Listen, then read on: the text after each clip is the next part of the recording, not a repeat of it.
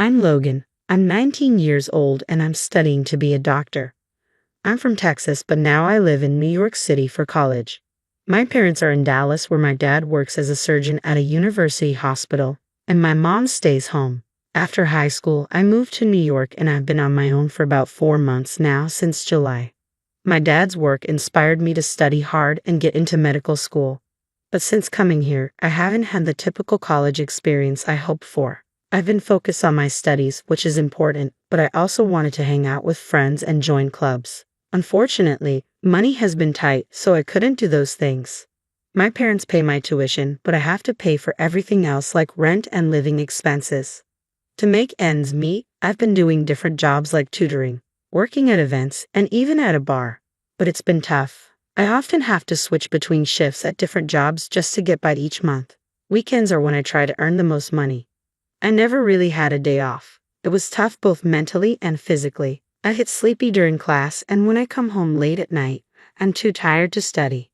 I'm worried I might fail my classes and have to repeat the year if things keep going like this. Studying should be my top priority, but I'm struggling to focus.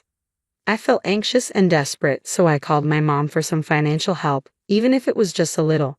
My dad is hardly ever home because he's busy with his job, so my mom handles the finances. I thought they could help because my dad earns well, but my mom said they couldn't afford to send extra money. Many of my friends get financial help from their parents, and I wished I had that too. Despite all this, I kept working hard at my jobs. The midterms came, but I hadn't studied enough, and as I expected, I had to retake some exams. After finishing the retests in early August, my summer vacation began. I'm planning to work a lot during this long break to earn as much money as possible. Once summer is over, I'll focus more on my studies. That means cutting down on work hours, which should help my finances.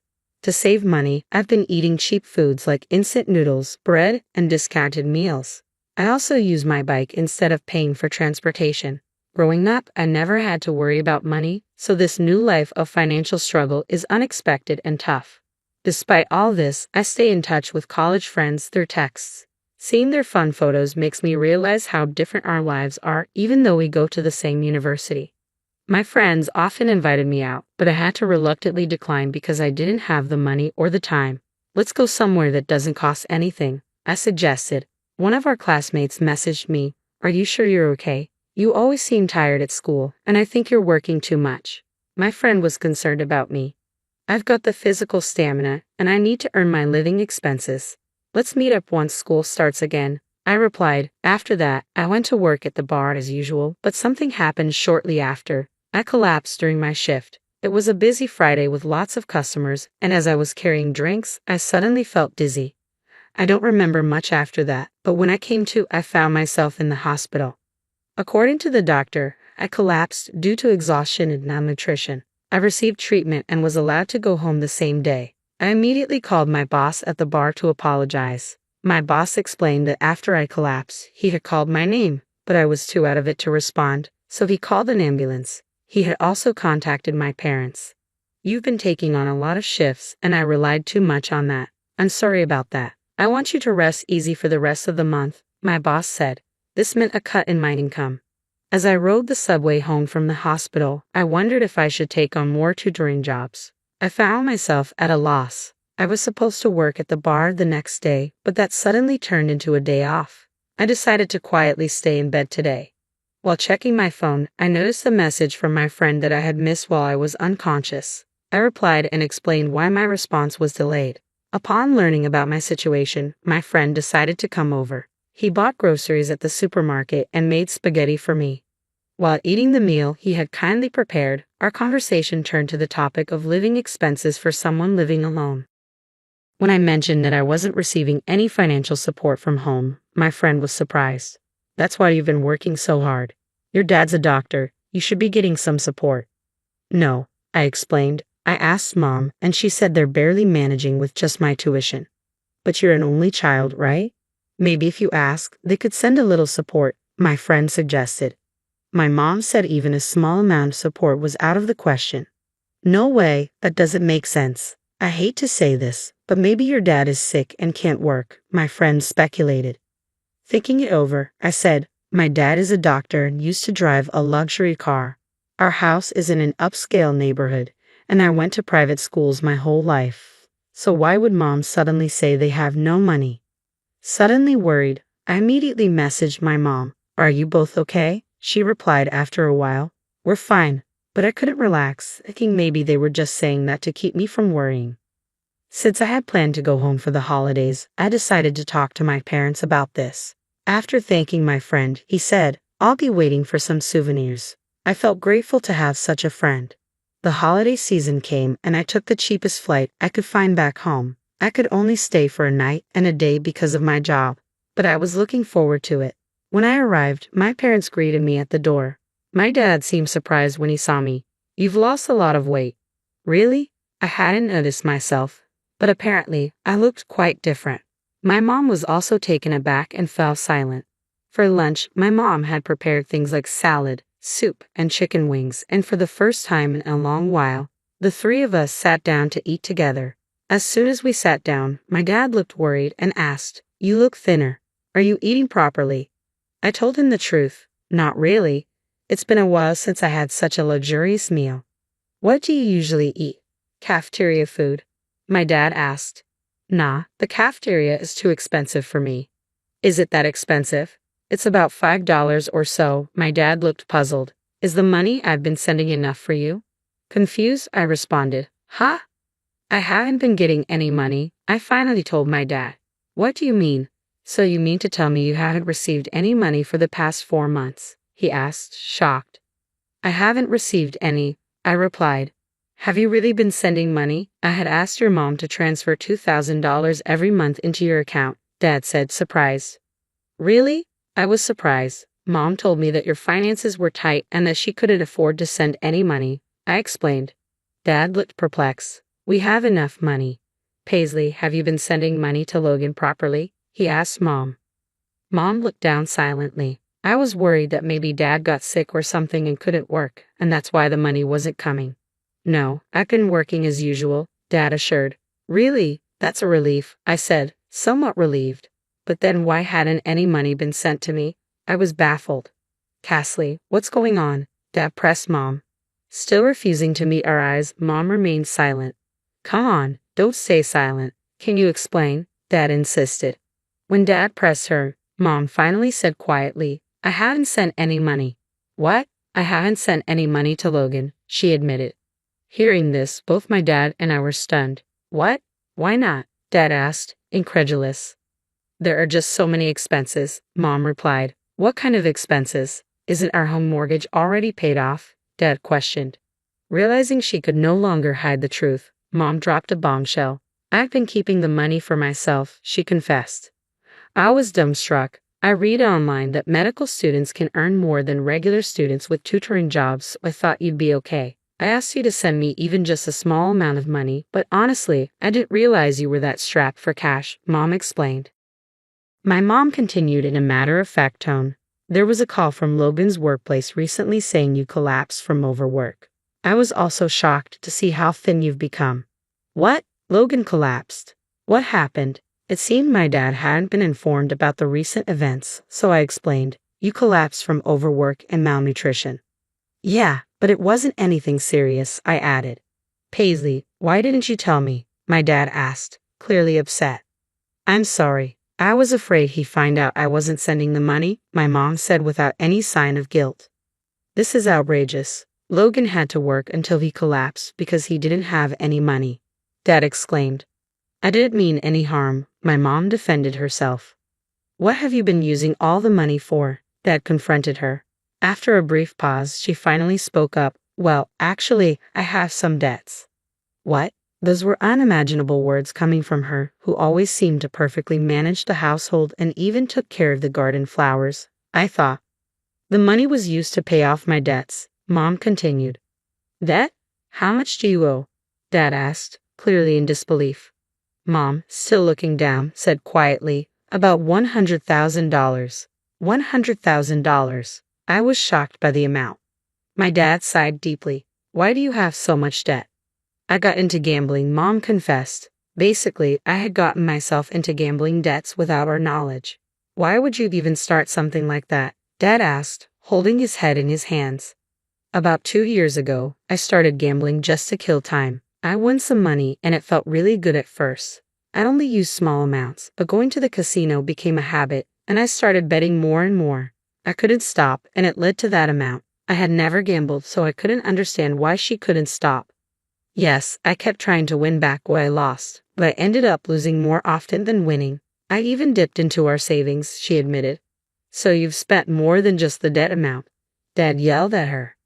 How much of our savings did you use? He demanded. About $30,000, Mom confessed. I stopped withdrawing more because I thought you would find out. She looked like she was about to cry. If you'd talked to me about it earlier, it might have been better. With that amount, you could have worked part-time and paid it back little by little, right? Dad said. I absolutely don't want to work part-time, she said emphatically. Get a grip. You racked up the debt yourself. He was visibly angry. I've been a stay-at-home mom for so long. There's no way I can work now. That's why I borrowed money from payday lenders, she confessed. I was stunned by her selfish reasoning. Then the interest piled up and the debt just grew. I got involved with various lenders, and now I can't make payments anywhere. I'm completely overwhelmed. Dad sighed again. Are you still gambling in this situation?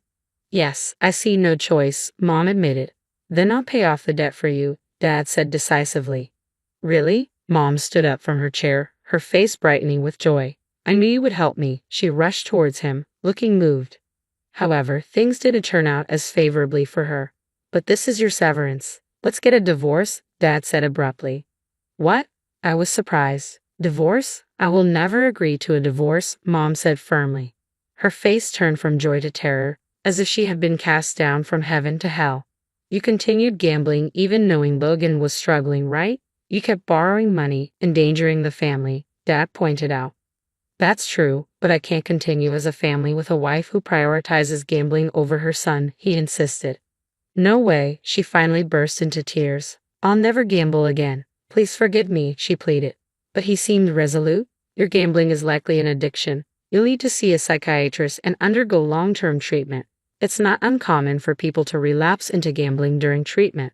I'm not addicted. I can stop anytime, she protested.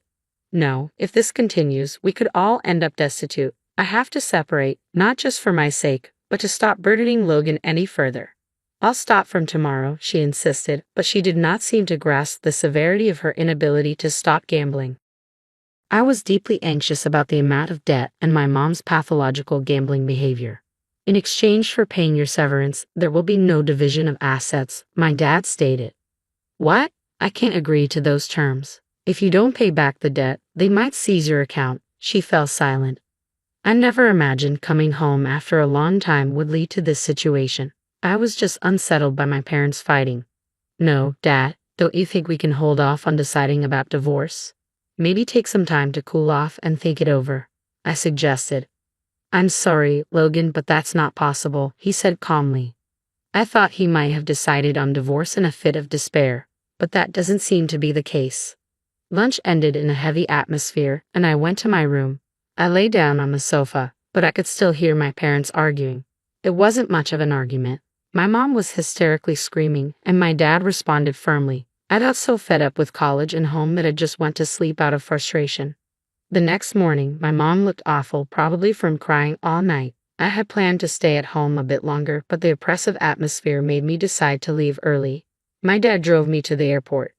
Logan, I'm sorry for all the trouble I've caused, he apologized to me. No, it's not your fault, Dad. I'm grateful for the chance to attend medical school, I reassured him. I'll start transferring an allowance directly to your account from now on, so don't worry, he said. Yeah, thanks, Dad. It really helps, I replied. I know things are tough, but take care, he said as he dropped me off. I flew back to New York. The rest of the summer vacation was busy with work, passing by in a flash. Still, I was constantly worried about my parents. A few months later, I heard that my mom finally agreed to the divorce. My dad's steadfastness broke her resistance. As previously discussed, my dad took on her debts, and in return, there was no asset division in their divorce agreement. I have mixed feelings about my parents getting divorced, but it's not all bad news. Now that I'm receiving an allowance from my dad, I've been able to cut back on work and focus more on my studies. I might even get to hang out with friends. I heard from my grandmother on my mother's side that despite the divorce over her gambling, my mom was back at the slot machines every day. She quickly racked up more debt. Her family couldn't afford to cover her debts, so my mom reluctantly started working part-time. She's currently attending therapy to overcome her gambling addiction. Kayla, why do you look so lost? Are you okay? Todd's warm breath mixed with the frosty air. His concern seemed genuine, but I could feel the tears threatening to spill. Forcing a smile, I answered, "Just thinking. Let's go home and enjoy the stew I've been preparing." As we walked, the city around us bustled in Christmas cheer. The streets were lined with twinkling lights and families enjoying the season. I clung to Todd's arm, dreading the evening ahead. Our apartment, though small, was cozy and warm. Todd shrugged off his coat and tossed it over the couch, then headed straight for the kitchen. He lifted the lid on the stew pot, inhaling deeply. "Smells good," he remarked, but his smile didn't reach his eyes. I nodded, placing freshly baked bread on the table. We sat down to eat, but the tension in the room was palpable. Todd's initial warmth had faded, replaced by a cold demeanor I recognized all too well. I focused on my bowl, hoping we could get through the meal without incident. "Did you see that new couple moving in next door?" Todd asked abruptly. Caught off guard, I nodded again. "They seemed nice," I said, trying to sound casual. "Seem nice?" Todd's voice hardened. "You talked to them without telling me first?" "I just said hello, Todd. It wasn't a big deal." I kept my voice calm, my hands nervously gripping my spoon. "It is a big deal. I told you to always tell me when you talk to people." He glared at me, and I felt a familiar chill creep in. His control over me had grown stronger over the years. I used to believe his intentions were protective, born out of love. But now, sitting across from him, I saw the truth, an illusion of perfection masking a man who thrived on power and control. After dinner, Todd retreated to the living room, leaving me to clean up. I could hear the TV blaring in the background, but I stayed in the kitchen, scrubbing dishes with a focus that helped numb my thoughts. The water was scalding, but I welcomed the pain. It was a distraction. "Kayla!" Todd's voice cut through my trance. I quickly dried my hands and walked into the living room. He was on the couch, remote in hand, eyes glued to the screen. "Yes?" I asked softly. "Bring me a beer." I headed to the fridge, grabbed a can, and handed it to him. He didn't look at me. His focus was solely on the game. I stood there for a moment, waiting for some acknowledgement, some sign that he saw me. But nothing came. I was invisible to him, a mere shadow in the background of his life. Finding my voice, I said, "I'm going to bed, Todd." He grunted in response, and I turned away, heading to our bedroom. As I lay in the dark, memories of happier times bubbled up. Nana's comforting words, her wisdom about finding happiness beyond the darkness. I clung to those memories tightly, using them as a shield against the creeping despair. With Nana's words echoing in my mind, I made a silent vow. Somehow, I would find my happiness. I wouldn't let this cold, controlling life define me. As I drifted off to sleep, the city's twinkling lights were now a distant memory, replaced by the suffocating walls of our apartment and the man who trapped me within them. Little did Todd know his grip was not as strong as he thought. And one day, he would learn that the hard way. No hot sauce? Seriously, Kayla? You can't even handle a simple grocery list. Todd's voice boomed through our small apartment, his face flushed with anger. I flinched, trying to keep my composure. "I'm sorry, Todd, I must have forgotten. I'll get it tomorrow." "Forget it. You always forget. What's the point of you if you can't do anything right?" His words stung, each one a jab at my already bruised spirit. I nodded silently, refusing to let him see how his words cut me. Instead, I busied myself setting the table for breakfast. Todd stormed out of the kitchen, his footsteps heavy on the wooden floor. As I poured the coffee, Nana's voice echoed in my head, her comforting presence always a source of strength. "You'll face struggles, but you'll find happiness beyond the darkness." I wished she was here now. I could almost see her sitting at the small round table, her kind eyes filled with wisdom. But those days were gone, and I was left to navigate this overwhelming loneliness.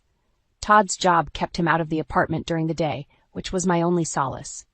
I planned to visit Nana today, hoping her familiar scent of lavender and old books would offer some relief. In the afternoon, I grabbed my coat and headed to Nana's house, the cold air biting at my cheeks. Her home, a small, cozy haven, welcomed me with open arms.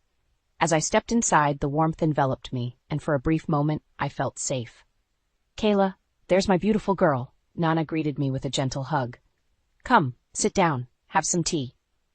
We sat at her modest kitchen table, the steam rising from our mugs. I watched Nana as she moved around, her frail frame a stark contrast to the powerhouse of strength she embodied. "How's it going, dear?" she asked, her eyes searching mine. I hesitated. "It's been hard, Nana. Sometimes I feel so alone." Nana reached across the table, her hands gripping mine with surprising strength. "I've always told you, Kayla, you'll face struggles, but you have a fire in you. You'll find happiness. Remember that." I nodded, absorbing her words like a sponge, desperate for any bit of hope. As we talked, memories of my childhood flooded back. Sundays spent baking cookies with Nana, her laughter filling the air. She was my rock, the one constant in a world spinning out of control. After a long afternoon of sharing stories and sipping tea, I felt lighter somehow. Nana's unwavering belief in me sparked a glimmer of hope. I hugged her tightly before leaving, her soft voice a whisper in my ear. "Stay strong, Kayla. Better days are coming." Back at the apartment, the coldness hit me as soon as I stepped inside. Todd was sprawled on the couch, a beer in his hand, eyes glued to the TV screen. "Where have you been?" he demanded without looking up. "Visited Nana," I replied, hanging my coat. "Well, it's about time you got home. Make sure you don't forget the hot sauce tomorrow."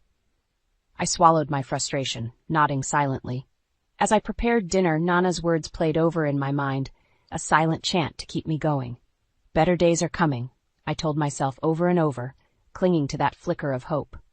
Todd's grip might be suffocating, but Nana's wisdom gave me strength. Somehow, I would find the courage to break free. One day, Todd would realize that his control was slipping, and my resilience would be his downfall. I awoke the next morning, feeling the weight of yesterday's visit to Nana still lingering. Her words cycled through my mind, giving me a faint sense of strength. But Todd's looming presence was a constant reminder of my reality. By midday, after completing my chores, I decided to head back to Nana's. Her home was my sanctuary, the only place where I felt any semblance of peace. I slipped out quietly, not wanting to wake Todd, who was sprawled on the couch, snoring lightly from last night's binge. Arriving at Nana's, I instantly felt calmer. She greeted me with her usual warmth, pulling me into a tight embrace. "You look tired, dear. Come and sit down," she said, leading me to the kitchen. We settled at the table, and she poured us both a cup of tea. The familiarity of her actions was comforting. "Nana, I've been thinking a lot about what you said," I admitted, tracing my finger along the edge of the cup, "about facing struggles and finding happiness."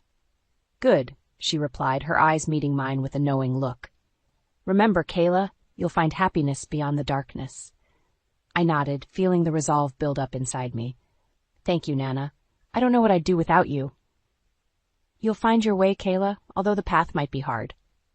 Feeling lighter, I left Nana's house and returned to our apartment. The weight of Todd's presence hit me immediately upon entering. He was awake now, sitting at the table with a scowl etched on his face. "What took you so long?" he demanded, his eyes narrowing. "I was visiting Nana again," I explained, setting my bag down. "You're always running off there. Maybe you should move in with her," he sneered. Ignoring his comment, I went to the kitchen to start dinner. The silence was thick, filled with unspoken tensions. I could feel Todd's eyes boring into my back as I prepared the meal. Later that evening, as we were eating, Todd's phone buzzed. He glanced at the screen and his demeanor shifted, a sly smirk appearing on his lips. Curiosity piqued, I watched as he typed something back, quickly and secretively. "You seem happy," I noted, unable to mask the bitterness in my voice. "I just got some good news from work," he replied nonchalantly, not looking up. After dinner, I cleaned up, my mind whirling with suspicions. Todd's secretive behavior had been growing, and my gut told me there was more to it than just work. As I lay in bed that night, Nana's words reverberated in my mind, offering a small but significant comfort. The path was undeniably hard, but I had to believe that happiness waited for me, somewhere beyond the turmoil. The next day, while Todd was at work, I decided to take a small step towards reclaiming my freedom. I visited a nearby real estate office, inquiring about small, affordable apartments. I didn't make any commitments, but gathering information was the first step towards my eventual escape. Returning home later that day, I felt a mixture of fear and empowerment. Todd was already back and met me with his usual chilly disposition. "Where have you been?" he snapped, his tone accusatory. "Just running errands," I replied casually, refusing to meet his gaze.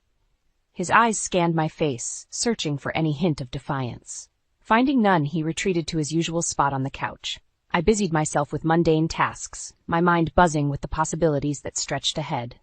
Nana's words continued to echo in my mind, a beacon guiding me through the darkness. I wasn't sure how or when, but I knew that one day I would break free. And Todd would see just how strong I could be. The day started out normal. I was grocery shopping, crossing items off the list, trying to keep my mind focused. But a strange weariness had settled over me. I ignored it, convincing myself it was just the stress of everything weighing me down. As I reached for a box of cereal, a dizzy spell hit me hard. My vision blurred, the sounds around me became distant. Before I could react, everything went dark. When I came to, I was in a hospital bed. The sterile smell filled my nostrils. A nurse noticed I was awake and rushed to my side. "You're at St. Mary's Hospital," she explained softly. "You fainted in the grocery store. We ran some tests." Confusion and fear churned within me. What tests? What did they find? The doctor walked in, carrying a clipboard. His expression was serious. "Mrs. Smith, I'm Dr. Martin. We need to discuss your results." My heart pounded. "What's wrong with me?" Dr. Martin took a deep breath. "Your blood work revealed an infection. It's an STD, Mrs. Smith, chlamydia." I stared at him, my world collapsing. "That's impossible. I've only been with my husband." Dr. Martin looked at me with a mix of pity and concern. "This type of infection typically spreads through sexual contact. It's important you inform your partner and seek treatment." Numbness washed over me as Dr. Martin continued talking, but his words became a distant echo. Todd. He had to be the source. I couldn't believe he betrayed me like this. Back at the apartment, Todd was sitting on the couch, half watching TV. I stormed in, my anger boiling over. "Todd, we need to talk," I said, my voice shaking. He barely glanced at me. "What now, Kayla?" I took a deep breath, my hands trembling. "I've never been with anyone else, Todd. Who did you give this to me from?" Todd's head snapped up, his face turning pale. "What are you talking about?" "The doctor found an STD, Todd," I said, my voice cracking.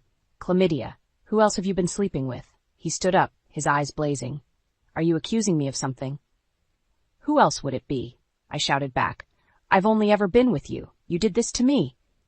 For a moment, Todd looked like he was going to deny it, but then his expression shifted to something colder. "You know what, Kayla? Maybe if you weren't so useless at home, I wouldn't have needed someone else." The room spun around me.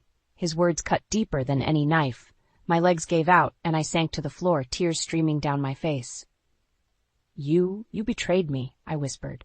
Todd scoffed. "Get over it. It's not the end of the world." But to me it felt like it was. Any hope I had clung to was shattered. The dream of a family, children, and a life full of love was obliterated in an instant. "Get out of my sight," he spat, storming out of the room. I was left alone in the cold, empty apartment, my body racked with sobs. Nana's voice echoed softly in my mind, offering a small, fragile comfort amidst the tumult. "Stay strong, Kayla. Better days are coming." As broken as I felt, a new resolve settled in my heart. Todd had taken much from me, but he wouldn't take my hope. One way or another I would break free from his grasp, and he would pay for every tear he forced me to shed. "I'll obey you, Todd, but remember, you asked for this," I whispered, my voice barely audible over the kettle whistling on the stove. Todd paid no attention to my words, lost in his phone, his face illuminated by the screen's blue light. He smirked and shrugged, barely looking up. "Good girl." Inside, I seethed with a mixture of rage and determination. His casual dismissal only fueled my drive.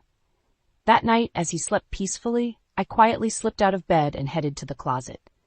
I pulled down an old suitcase and began packing the essentials. I made sure to be quiet, each rustle of fabric sounding deafening in the silence of the night. The next few days, I tread carefully, making sure not to alert Todd to my plans. I stashed money away, small amounts here and there, enough to get me started once I left. I contacted a few friends I could trust, securing a place to crash temporarily. Every interaction with Todd became an act. My compliance was strategic. My silence was a weapon. It was all part of a plan he never saw coming. "Did you remember the groceries?" Todd asked one evening, not looking up from his dinner. "Yes, I picked everything up," I replied, handing him the receipt without a second thought. "Good," he muttered, his attention completely on the TV. His complacency disgusted me, but it also worked in my favor. That weekend, Todd had a work event he couldn't get out of. He left the apartment early, suited up and ready to impress. I watched from the window as his car pulled away. As soon as he was out of sight, I sprang into action. I pulled out the hidden suitcase from under the bed and added the final items. I grabbed the envelope of cash I had stashed behind a loose brick in the wall. Every move was made with precision, every step a part of my silent resolve. I had already secured a temporary place with my friend Jenny, who had been more than supportive when I confided in her. "You can stay as long as you need," she had assured me over the phone, her voice calm and steady. With everything packed, I took a final look around the apartment. This place had held so much promise once. Now it was just a cage, suffocating and cold. My eyes landed on a photo of Todd and me from happier times. I picked it up, feeling the weight of lost dreams in my hands. Then, with a deep breath, I set it down gently on the coffee table and walked out the door. As I locked the door behind me, I felt a strange mixture of fear and relief. Fear of the unknown and relief from the oppressive life I was leaving behind. I hurried to meet the cab waiting for me at the entrance of our building. As we sped away, I couldn't help but glance back one last time. The building shrank from view, and with it, the remnants of my life with Todd. Arriving at Jenny's place, she greeted me with a warm hug. "You're safe here," she reassured me. For the first time in what felt like forever, I allowed myself to believe her. As I settled into the guest room, Nana's words echoed in my mind. "Stay strong, Kayla. Better days are coming." As I lay down that night, I felt a spark of hope bloom amidst my exhaustion. Todd had underestimated me greatly. He might have broken my heart, but my spirit was far from defeated. The real journey was just beginning, and this time I would be the one in control. "Why didn't you tell me about the STD, Todd? Who else are you sleeping with?" My voice cut through the quiet room like a knife as Todd entered our old childhood home, now vacant, except for the memories that clung to the walls. Todd's face twisted in shocked anger. "How did you find out about this place? And what the hell are you talking about?" "I know everything," I replied, my tone steady, years of pent-up rage and betrayal boiling over. "I've been recording our conversations, Todd. Every demeaning comment, every time you raised your voice. I have it all." For a moment, Todd's confidence wavered, but his arrogance quickly returned. "You think anyone will believe you? You have no proof. You're just a desperate, scorned woman." I reached into my bag and pulled out my phone, calmly pressing play on the audio files I had saved. Todd's venomous words filled the space, each one a piece of the puzzle that painted an unmistakable picture of his true nature. "They'll believe me," I said, my voice stronger now. "I've kept everything documented, and it's not just me, Todd. Others know too." His eyes widened, and for the first time I saw genuine fear. "What do you want, Kayla? Money? Apologies? None of this will change anything." "I'm not doing this for money or apologies," I stated. "I want you to face the consequences of your actions. You've hurt me, deceived me, and now it's time for you to pay." Todd clenched his fist, stepping closer. "You think you're tough now, Kayla? You think you can take me down? You're pathetic." Ignoring his attempt to intimidate me, I continued, "You're going to come clean. You're going to face everyone and tell them the truth about who you are." A cruel laugh escaped Todd's lips. "And if I don't, then I'll release these recordings. I've made sure they're in safe hands. You can't stop them from getting out," I replied, holding his gaze with unwavering determination. Todd's confidence shattered. He paced back and forth, running a hand through his hair. "You're bluffing." "Try me," I challenged. "We both know what's at stake." Todd's face contorted with rage, but he knew he was trapped. He couldn't risk losing everything he'd built on lies. "Fine," he spat out. "I'll meet with your people. But this isn't over, Kayla." I stepped closer, forcing him to meet my gaze. "Oh, it's just beginning, and remember, every step you take, I'll be there watching." He stormed out of the house, leaving me standing alone in the echo of his departure. My heart pounded, but I felt an overwhelming sense of justification. I had taken the first step toward reclaiming my life. As I walked out, the memories of our childhood home seemed to fade, replaced by the strength of my new resolve. Todd would soon learn that karma had a long reach, and his time of reckoning was at hand. The fight wasn't over, but for the first time, the odds were in my favor. As I headed back to Jenny's, the words Nana used to say echoed in my mind. You'll face struggles, but you'll find happiness beyond the darkness. I was ready to face whatever came next, knowing the power of my own resilience. Todd's control over me was at its end, and the real battle was about to begin. Your lies are finally catching up to you, Todd.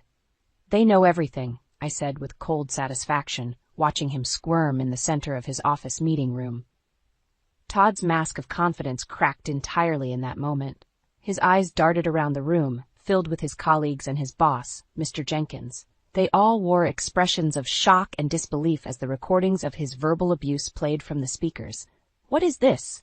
Mr. Jenkins demanded, his face turning red with anger. This is not the man we thought we knew. Todd stumbled over his words, attempting to regain control. This is private. This doesn't concern my work. Kayla, you have no right.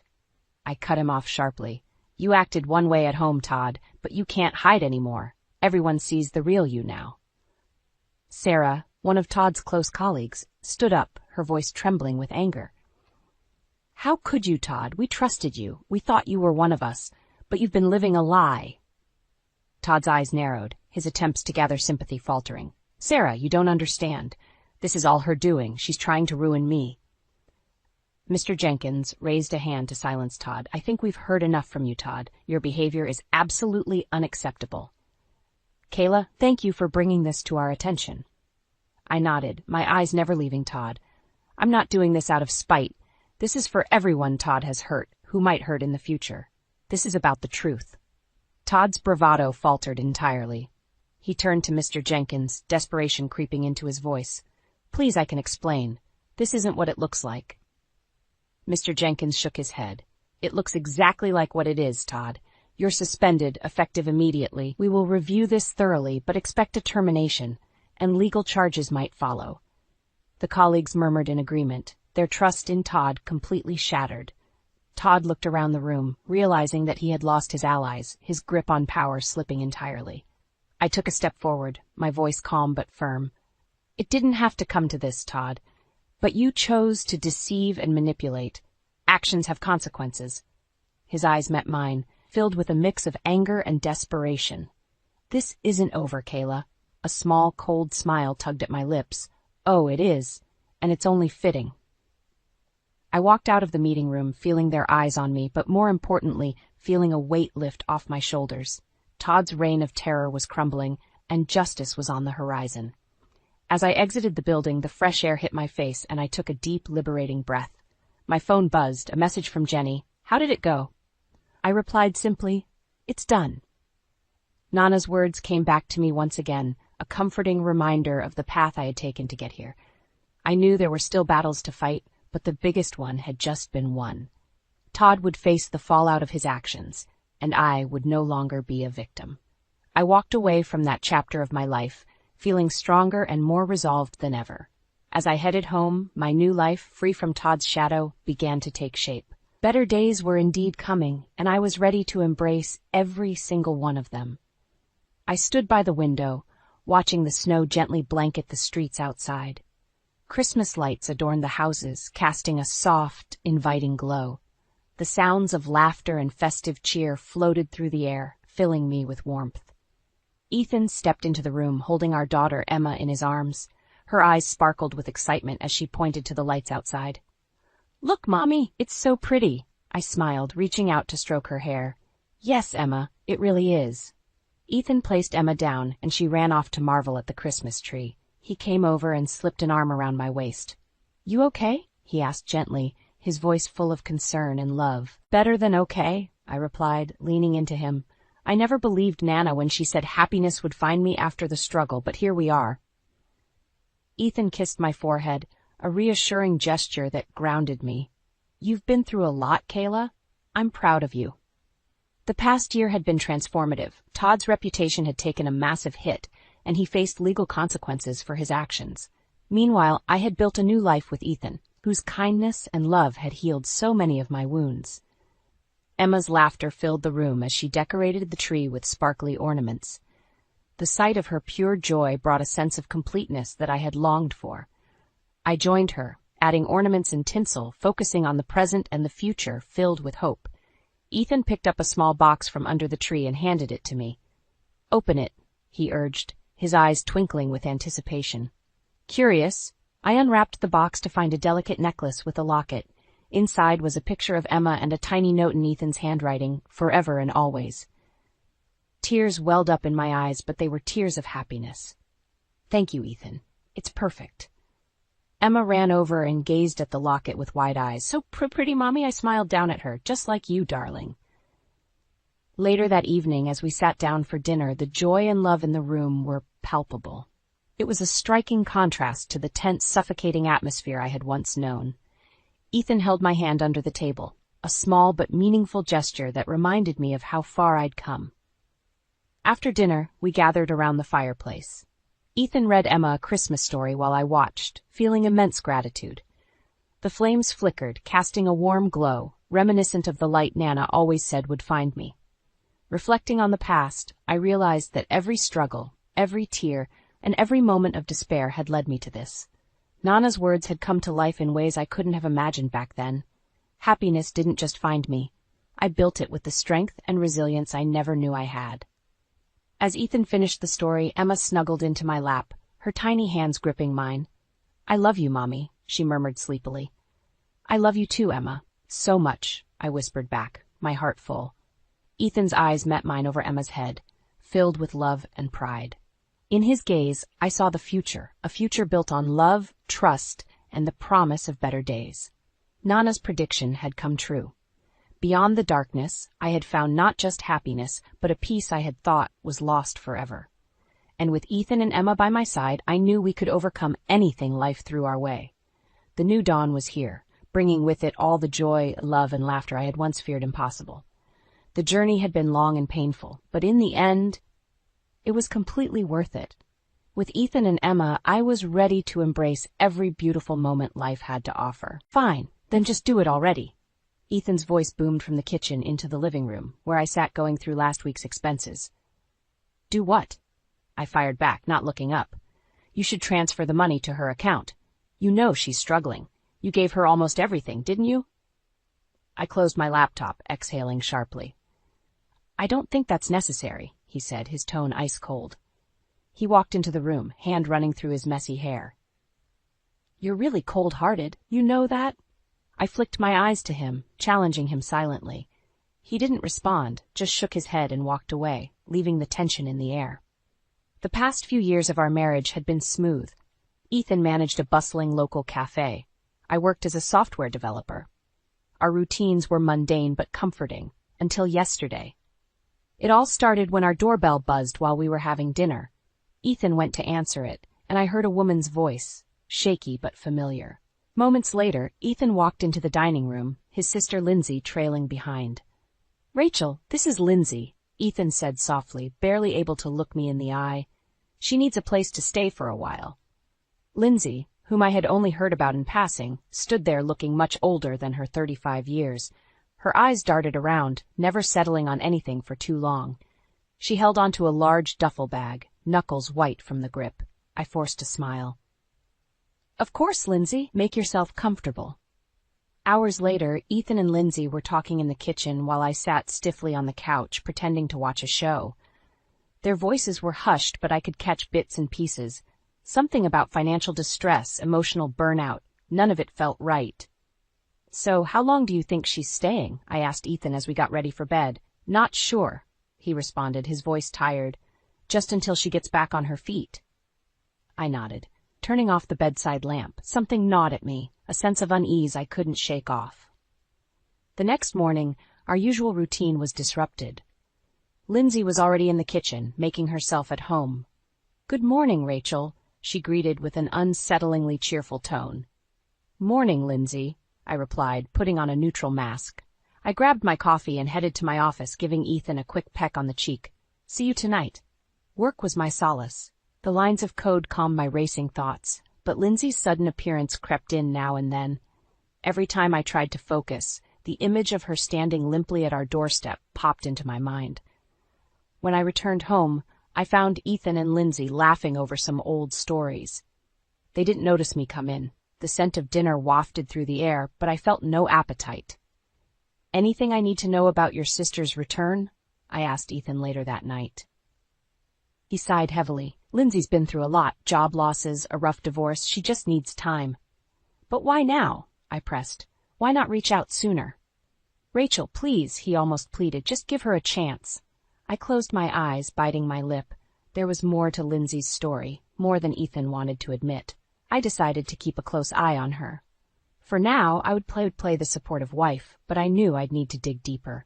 Lindsay was a storm brewing, and I could sense that she would disrupt the calm we had built. Over the next few days, my discomfort about Lindsay's presence only grew. Ethan's sister settled in like she had never left. I observed, my senses tuned to each interaction, every little change in the atmosphere of our home. Tensions were already simmering beneath the surface. One morning, I found Lindsay lounging on the sofa, remote in hand, feet propped up on the coffee table. "Rachel, could you pass me some water?" she asked, not even glancing away from the TV. I bit back a sharp retort, grabbed a glass of water, and handed it to her. "Here," I said, my voice clipped. "Thanks," she replied absent-mindedly. Ethan wasn't aware of these small moments. Whenever he was around, Lindsay transformed into the picture of humility, polite, and grateful. But when we were alone, a different side of her emerged. One evening, after dinner, Ethan had to rush back to the cafe to handle a staffing issue. Lindsay and I were left alone. I cleaned up, and she sat at the table flipping through a magazine. "So, Rachel, have you thought about letting me borrow your car, just for a couple of days till I get things sorted?" Lindsay asked, her tone casual but laced with expectation. "I don't think that's a good idea," I replied, keeping my voice steady. "We need it for work." "Right," she said, smirking slightly. "Ethan mentioned your job. A software developer, huh? Sounds demanding." "It is," I said, sensing some form of judgment in her words.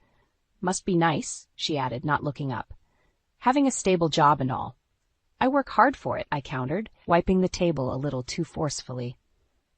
"I'm sure you do," she returned, her voice dripping with something I couldn't quite place. "Just don't be too harsh on Ethan. He's always been a bit naive, you know." My hands froze, but I didn't rise to the bait. I finished my task in silence, leaving her still seated at the table. That night, as Ethan and I climbed into bed, I could feel the invisible weight of an impending storm. Another argument flared between Ethan and me a few days later. "Lindsay needs our support," he insisted, his patience wearing thin.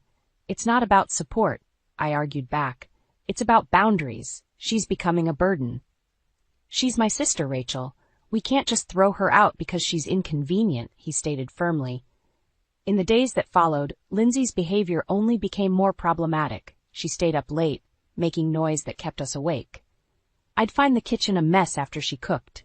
She seemed to have little regard for the home we had so carefully maintained. "Ethan, you have to talk to her," I said one night, frustration boiling over. "I will, I promise," he said, tiredly rubbing his temples. But I knew he wouldn't. His blind spot for his sister was too large. One particularly exhausting evening, after catching Lindsay rummaging through my belongings in our bedroom, I had to force myself to stay calm. "What are you doing?" I demanded. "Just looking for some socks," she replied innocently, though her eyes told a different story. "We have a guest room for a reason, Lindsay. Please respect our space," I said, my voice hard. Lindsay didn't respond, just gave me a small smile that didn't reach her eyes and walked out. As I lay in bed that night, Ethan asleep beside me, I knew I needed to take action. Lindsay was becoming more than just a nuisance. She was a threat to the peace and stability of our home, and I wasn't going to let her tear everything apart. It was just a matter of how much more I could take before reaching my breaking point. The tension in the house was as sharp as a knife edge. Ethan was drifting away, drawn into Lindsay's world of manipulation. It was subtle at first, small remarks and suggestions, but over time it became clear Lindsay had a plan. One Saturday morning, Ethan sat down next to me with a sigh. "Rachel, Lindsay thinks she's overstaying her welcome," he began cautiously. "Does she?" I replied, folding my arms. "She suggested that maybe we could help her get back on her feet by giving her some financial help," he said, looking uneasy. "No, Ethan?" She's been here for weeks, and all she's done is create chaos, I replied sharply. She needs to show some initiative and find a job. Later, I overheard Lindsay talking to Ethan in the kitchen. Ethan, I feel like a burden, but Rachel? She's being so cold, she said softly, sniffling as if she was on the verge of tears. She's just stressed, Linz, Ethan replied, trying to console her. I don't think she wants me here. I'll leave if that's what you both want, she said, sounding pitiful. Ethan hesitated. No, we'll figure something out. Rachel just needs time. That evening, I found Lindsay rifling through our living room drawers. What are you looking for, Lindsay? I asked pointedly. I was just trying to find a pen, she responded, a hint of defiance in her eyes. Next time, ask, I said. She shrugged, the smirk playing on her lips, ever so slight, but I caught it. Dinner was a silent affair until Lindsay decided to stir the pot further. You know, Ethan, I overheard some people at the cafe talking. They said Rachel spends a lot of time with her male colleagues after work, she said casually, setting her fork down and giving me a sideways glance. I felt the accusation like a slap. Excuse me? I snapped. Oh, did I misunderstand? My mistake, she said, feigning innocence. Ethan looked troubled, his eyes darting between Lindsay and me. Rachel, is there something I should know? He asked, his voice low. Seriously, Ethan, you're going to believe this nonsense? I replied, my frustration hitting its peak. Lindsay's smirk returned. I'm sorry. I must have misheard, she added, pouring fuel on the fire. After dinner, I cornered Ethan. You know she's trying to turn you against me, right? I said, my voice trembling with anger. She's just stressed, Rachel. She didn't mean it, he said, rubbing his forehead. Open your eyes, Ethan. She's manipulating you. I shouted it without caring if Lindsay could hear. The argument spiraled with me accusing and Ethan defending.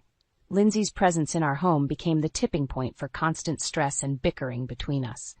One evening, I returned home to find Lindsay sprawled on the couch, chatting on her phone. Yeah, they're out of town this weekend, she said, her eyes meeting mine before quickly looking away. Who are you talking to? I demanded. She ended the call abruptly. Just a friend, she said, standing up. Just a friend? Or are you making plans behind our backs? I shot back. Calm down, Rachel. It's nothing, she replied, but there was a knowing glint in her eyes. That night, as I tried to sleep beside an oblivious Ethan, I knew I was reaching my limit. Her subtle digs, the way she wrapped Ethan around her finger, it all pushed me closer to the edge. The house had turned into a battleground, and I was out of patience. Time was running out, and something had to change. I couldn't sit back and let Lindsay poison our lives any longer. It was time to take control before she destroyed everything we had built. The breaking point came faster than I expected. I came home to find Lindsay seated at the dining table, Ethan nowhere in sight. She looked up with a sly smile. Rachel, you're home early, she said, her voice tinged with mock surprise. Before I could respond, she added, I was hoping we could talk. I dropped my bag, feeling the tension coil in my stomach. What's there to talk about, Lindsay? She leaned back, folding her arms. I need money, she said bluntly. A lot of it. I have debts that won't go away on their own. I stared at her, disbelief and rage mingling. How much are you talking about? 10,000 should do, she replied, her tone casual. I promise I'll pay you back once I'm on my feet. No way, I said, shaking my head.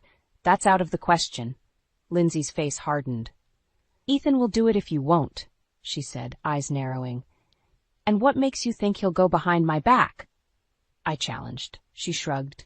You'd be surprised what a brother would do for his sister. At that moment, Ethan walked in, holding groceries. He looked between us, sensing the hostility. What's going on? Lindsay wants $10,000, I said, not taking my eyes off her. Ethan's face went pale. That's a lot of money, Linz. I need it, Ethan. Desperately. Lindsay pleaded, turning her gaze on him with those manipulative eyes. Would you really leave me stranded? Ethan, we can't. This has to stop, I said firmly. We'll figure something out, Lindsay, he told her, avoiding my gaze. I felt a wave of fury. Are you seriously considering this? Lindsay turned to me, her voice dripping with venom.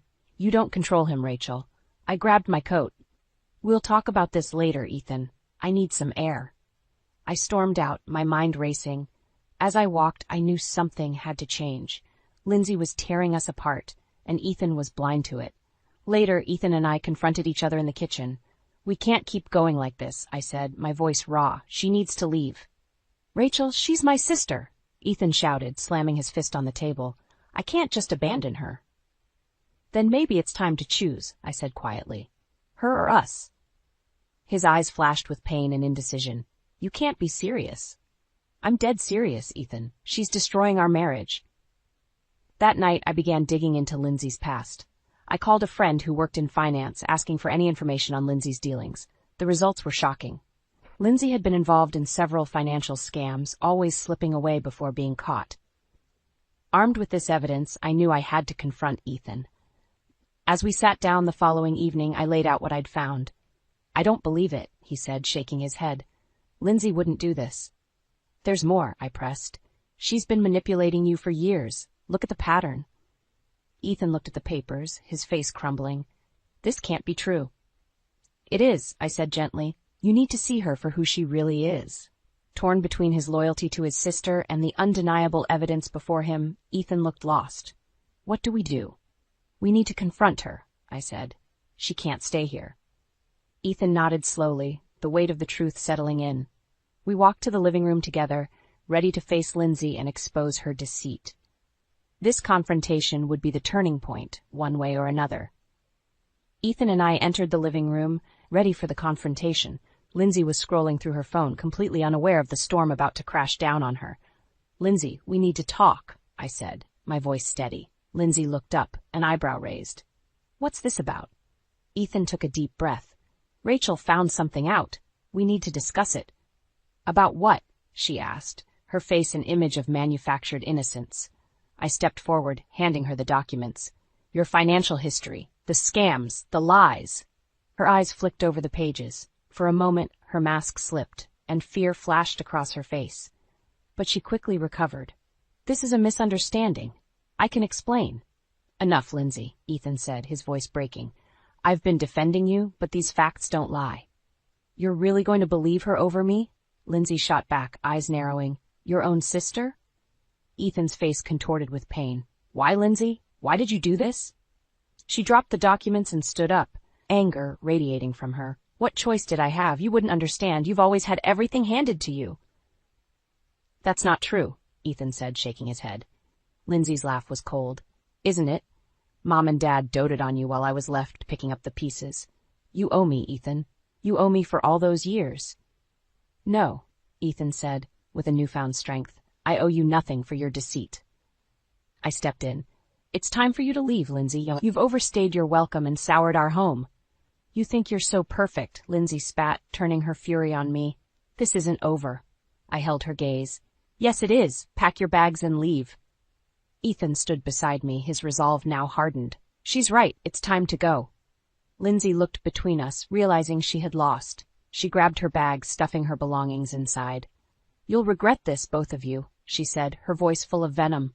We'll survive, Ethan replied, his voice steady. As she walked out the door, Lindsay turned one last time, her eyes flashing with hatred. I'll be back, she promised.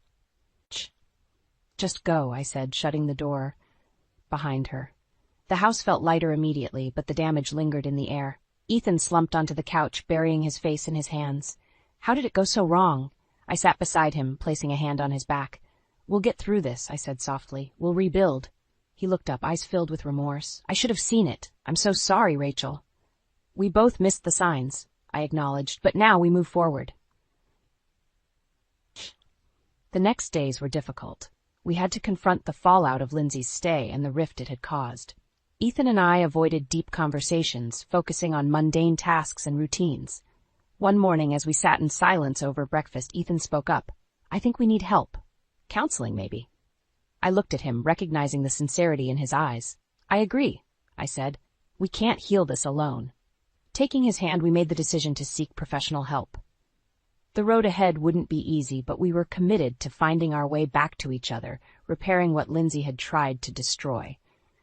The therapist's office was a neutral haven, beige walls and soft lighting, creating a calming atmosphere. Dr. Sandra Green, our therapist, was a middle-aged woman with kind eyes and a steady demeanor.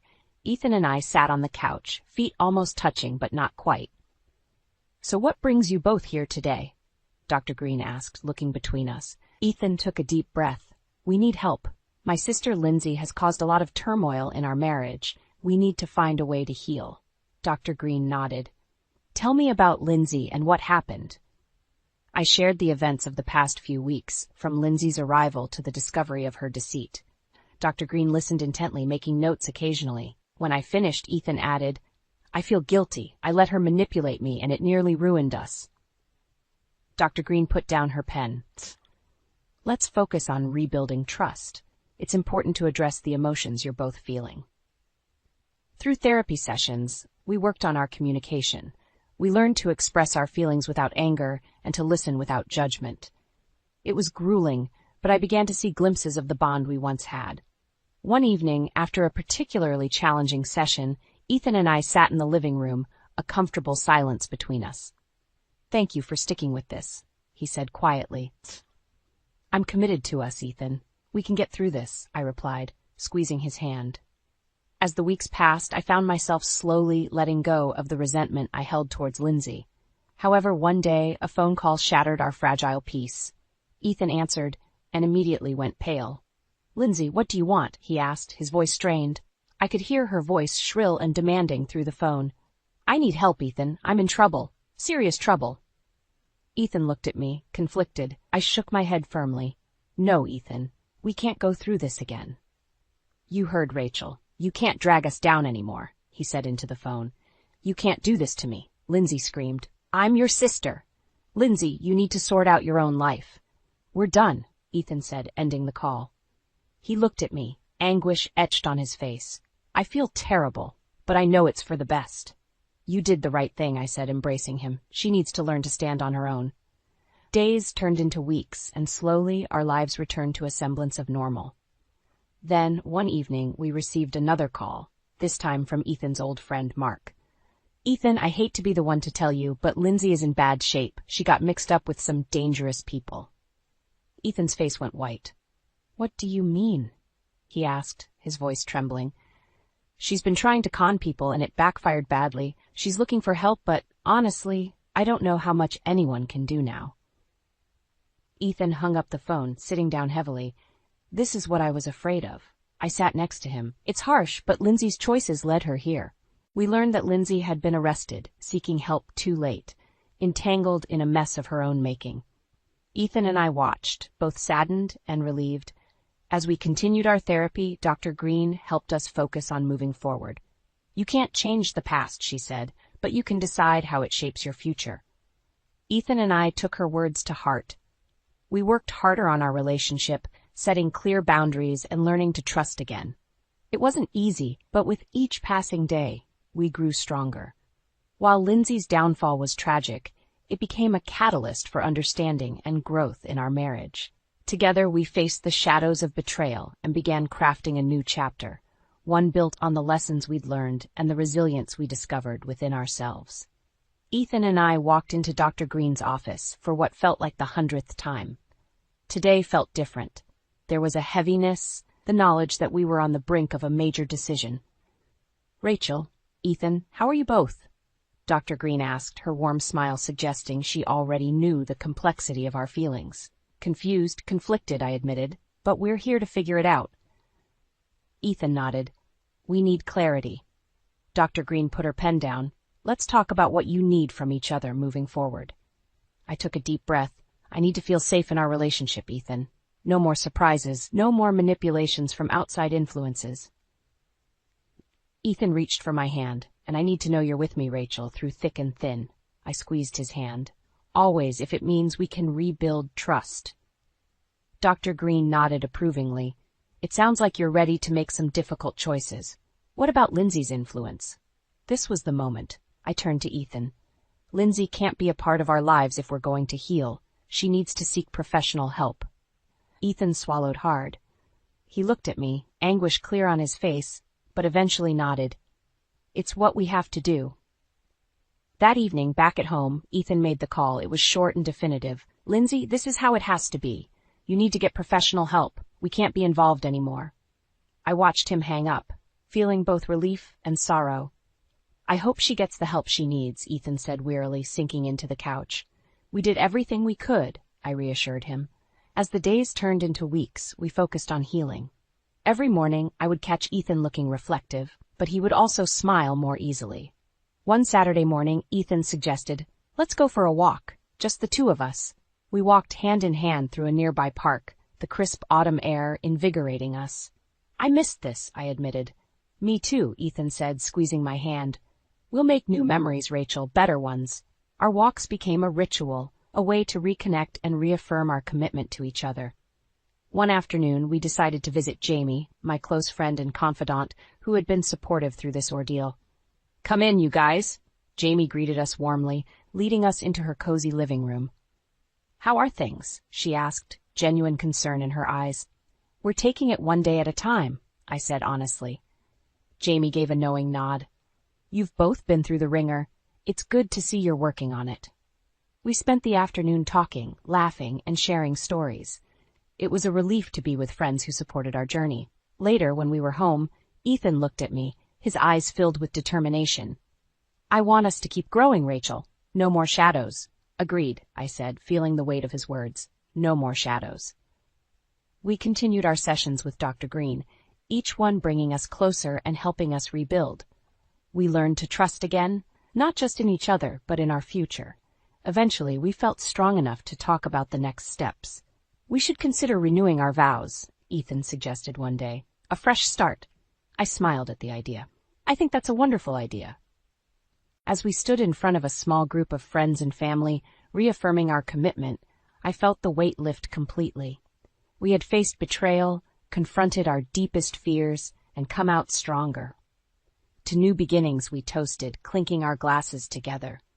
In that moment, I knew that the shadows of betrayal had finally lifted, giving way to the bright promise of a future we would build together, free from the darkness of the past.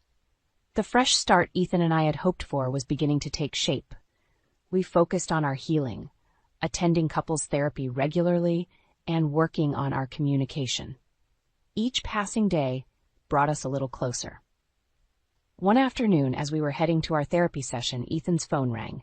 It was his old friend, Mark again. Ethan answered, his face growing tense as he listened.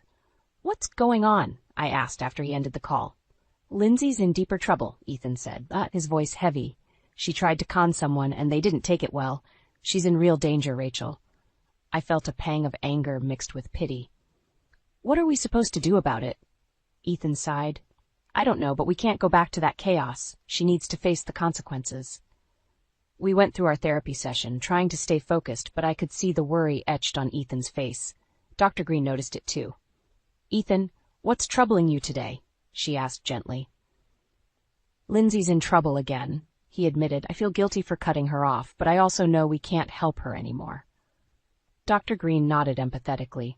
"It's natural to feel conflicted, but remember why you made that decision. You need to protect your own well-being." After the session, we walked in silence, each lost in our thoughts. "Do you think she'll ever change?" Ethan asked suddenly. "I hope so, for her sake," I replied, squeezing his hand. "But we've done all we can." A few days later, we received a call from the local police. Lindsay had been arrested again, this time for fraud. I watched as Ethan took the call, his face a mask of pain and resignation. "Thank you, officer," he said before hanging up. "Lindsay's being held on serious charges." I reached out, holding his hand. "We have to let her face the music, Ethan." "I know," he said, tears welling up, "but it hurts." Time passed, and Lindsay's troubles remained a distant shadow. Ethan and I continued to strengthen our bond, finding joy in the simple things we once took for granted. We decided to attend a couples retreat recommended by Dr. Green. "Welcome, everyone," the retreat facilitator greeted us warmly. "This weekend is about reconnecting, rebuilding trust, and finding joy in your partnership." We participated in exercises designed to foster communication and understanding. One activity involved writing letters to each other, expressing our hopes and fears. "Dear Ethan," I began, pouring my heart onto the paper. "I admire your strength and your willingness to fight for us. We've faced so much, but I believe in our future together." When we exchanged letters, I saw tears in Ethan's eyes. "Rachel, your words mean everything to me," he said, his voice thick with emotion. "Your letter is beautiful, Ethan," I replied, my own tears falling. By the end of the retreat, we felt more connected than ever. We stood on a hill overlooking a serene lake, holding hands as the sun set. "This feels like a new beginning," Ethan said softly. "It does," I agreed. "We've come so far." Back home, the weeks turned into months, our relationship growing stronger. We began planning future projects together, talking about travel, hobbies, and even starting a family someday. One evening, as we sat on the porch watching the stars, Ethan turned to me. "I never thought we'd make it through all of this," he admitted. "But we did," I said, smiling, "and we're stronger for it." We received one final piece of news about Lindsay. She had finally checked herself into a rehabilitation program, facing the reality of her actions. "Maybe this is the turning point she needs," Ethan said hopefully. "Let's hope so," I replied, grateful for the closure. With each day, we moved forward, creating a future built on resilience and love. Together, we had weathered the storm, emerging stronger and ready for whatever lay ahead. As we looked toward the horizon, we knew that the shadows of betrayal had finally faded, leaving only the bright promise of new beginnings. I froze at the top of the stairs, my heart pounding in my chest. The sounds coming from our bedroom were unmistakable, a woman's giggle followed by my husband Ted's low chuckle. My hands trembled as I gripped the banister, willing myself to move. "Oh, Ted," a breathy voice cooed. "You're so bad." I felt bile rise in my throat. This couldn't be happening, not in our home, not in our bed. With shaky steps, I approached the partially open door. I should have turned and run, pretended I'd never heard a thing. But my body moved of its own accord, pushing the door wide. The sight before me knocked the wind from my lungs. Ted, my husband of 15 years, tangled in our sheets with a woman I recognized as Lisa from his office. Her head snapped up, eyes wide with shock. "Natalie," Ted scrambled to cover himself, nearly tumbling off the bed. I can explain." I stood frozen, unable to form words as Lisa gathered her clothes, face flushed with embarrassment. "I'm so sorry," she mumbled, ducking past me and fleeing down the stairs. The slam of the front door jolted me back to reality. I turned to Ted, who was hastily pulling on his pants. "Explain?" I finally managed, my voice barely above a whisper. "Explain how you could do this to me? To our family?" Ted ran a hand through his disheveled hair. "Natalie, please. It's not what you think." "Not what I think." My voice rose, anger finally breaking through the shock. "I just caught you in bed with another woman, in our home." "Keep your voice down," Ted hissed. "The boys might hear." I laughed bitterly. "Oh, now you're worried about the boys? Where was that concern when you were screwing your coworker?" Ted's face hardened. "Maybe if you paid more attention to me instead of obsessing over the kids all the time, this wouldn't have happened." His words hit me like a slap. "Are you seriously blaming me for your affair?" "It's not an affair," Ted insisted. "It was a mistake, a one-time thing." "Don't lie to me," I spat. "I've seen the way you look at her at company parties. How long has this been going on?" Ted's silence was all the answer I needed. I sank onto the edge of the bed, my legs no longer able to support me. "I gave up everything for you," I whispered. "My career, my independence, and this is how you repay me?" "Natalie, please." Ted knelt before me, reaching for my hands. I jerked away from his touch. "We can work through this, for the boys' sake." The mention of our children snapped something inside me. I stood abruptly, nearly knocking Ted over. "Don't you dare use our sons as an excuse," I snarled. "You should have thought about them before you invited that woman into our bed." I stormed out of the room, Ted's pleas falling on deaf ears. In a daze, I found myself in the kitchen, gripping the edge of the counter as sobs racked my body. The sound of small feet on the stairs made me hastily wipe my eyes. 10-year-old Jake appeared in the doorway, his younger brother Ethan close behind. "Mom?" Jake's brow furrowed with concern. "Are you okay? We heard yelling." I forced a smile, my heart breaking at the worry in his eyes. "Everything's fine, sweetie. Mommy and Daddy just had a little disagreement." Jake didn't look convinced, but nodded slowly. "Okay, can we have some ice cream?" "Sure," I said, grateful for the distraction. As I scooped Rocky Road into bowls, my mind raced. What was I going to do? How could I face Ted after this? And most importantly, how would I protect my boys from the fallout of their father's betrayal? One thing was certain. Nothing would ever be the same again. I stared at the framed photo on my nightstand, a reminder of happier times. Ted and I on our wedding day, faces beaming with hope and love. How quickly things had changed. The bedroom door creaked open, and Ted's reflection appeared in the mirror. "Natalie, we need to talk," I turned, steeling myself. "About what? How you destroyed our marriage." Ted sighed, running a hand through his hair. "I know I messed up, but we can fix this. Remember how good we used to be together?" His words transported me back to our early days. I'd been a rising star at my marketing firm, burning the midnight oil to climb the corporate ladder. Then I met Ted. "You swept me off my feet," I said softly. "Made me believe in fairy tales." Ted's eyes lit up. "We can have that again. I'll do whatever it takes." I shook my head, the spell broken. "No, Ted, you don't get it. This isn't just about the affair. It's about everything that led to it." "What do you mean?" "Remember when you convinced me to quit my job?" I asked, anger rising. "You promised to take care of me, said we'd be partners, but that's not what happened, is it?" Ted's face darkened. "I provide for this family. What more do you want?" "A husband who respects me," I shot back. "Who doesn't treat me like a glorified maid and nanny." "That's not fair," Ted protested. "I work hard to give you and the boys everything." "Everything except your time and attention," I countered. "When was the last time we had a real conversation that wasn't about bills or the kids' schedules?" Ted fell silent, unable to meet my gaze. "I gave up my career for you," I continued, years of resentment pouring out. "And what did I get in return? A husband who's never home, who belittles my contributions, who seeks comfort in another woman's arms." "I said I was sorry about Lisa," Ted mumbled. "Sorry isn't enough," I exploded. "Do you have any idea how it feels to discover your husband's betrayal in your own home? To realize that the life you've built is a lie?" Ted's jaw clenched. "You're not innocent in this, Natalie. You've been distant for years, always focused on the kids, never making time for us." His words hit like a punch to the gut. "Are you seriously blaming me for your affair?" "I'm saying we're both responsible for the state of our marriage," Ted replied, his voice rising. "But you're acting like I'm the only one at fault here." I laughed bitterly. "Oh, I'm sorry. I didn't realize neglecting you justified sleeping with your coworker." "That's not what I meant, and you know it," Ted growled. "I'm trying to have an honest conversation here, but you're twisting everything I say." "Honest?" I scoffed. "That's rich coming from you. How long would you have continued lying to me if I hadn't caught you?" Ted's silence spoke volumes.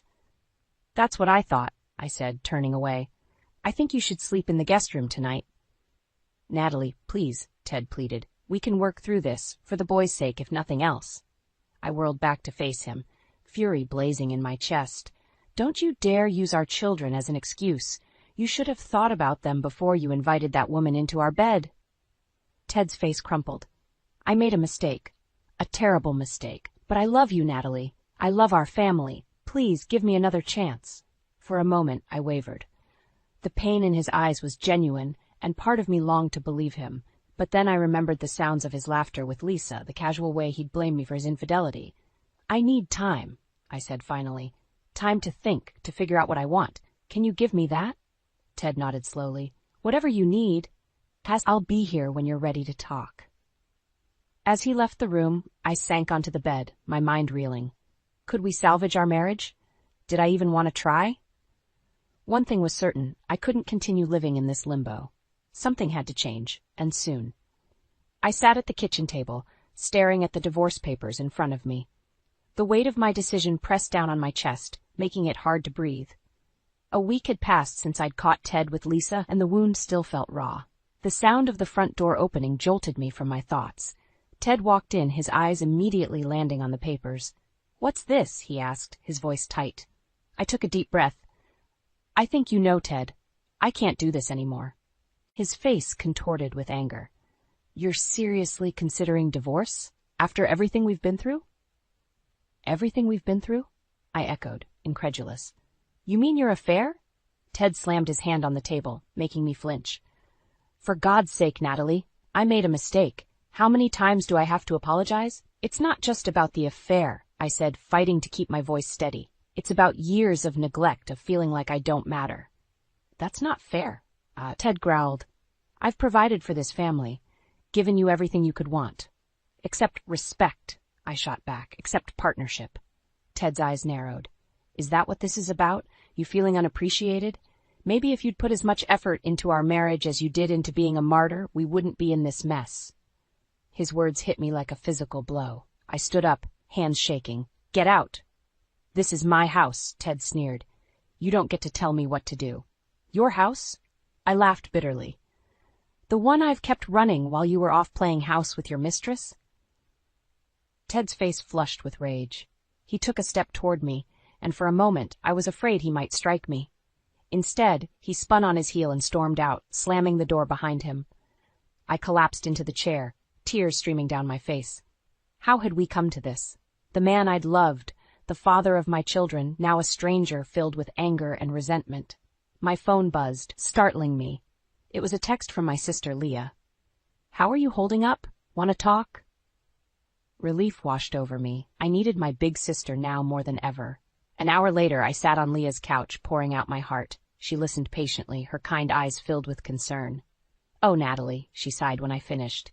I'm so sorry you're going through this, but honey, you need to stand up for yourself. Ted doesn't get to dictate your worth. I nodded, wiping away tears. I know, but it's hard. We've been together so long, and the boys. Leah took my hands in hers. Listen to me. You deserve happiness. You deserve respect, and your boys deserve to see their mother valued and strong. But what if I can't do it? I whispered. What if I'm not strong enough? You are, Leah said firmly. You're one of the strongest women I know. You just need to remember that. As I drove home, Leah's words echoed in my mind. She was right. I'd let Ted chip away at my confidence for too long. It was time to reclaim my power. I walked into the house, steeling myself for another confrontation. But the sight that greeted me stopped me in my tracks. Ted sat at the kitchen table, head in his hands. When he looked up, his eyes were red-rimmed. I'm sorry, he said, his voice breaking. For everything. You're right, I've been a terrible husband. I don't deserve you. For a moment, my resolve wavered. Part of me wanted to comfort him, to say we could work it out. But then I remembered Leah's words. You're right, I said quietly. You don't deserve me. Not anymore.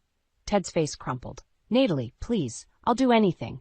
Go to counseling, quit my job, whatever you want. I shook my head. It's too late, Ted. I've made my decision. As I turned to leave the room, Ted called out, desperation in his voice. What about the boys? Don't they deserve a chance at a whole family? I paused, my hand on the doorframe.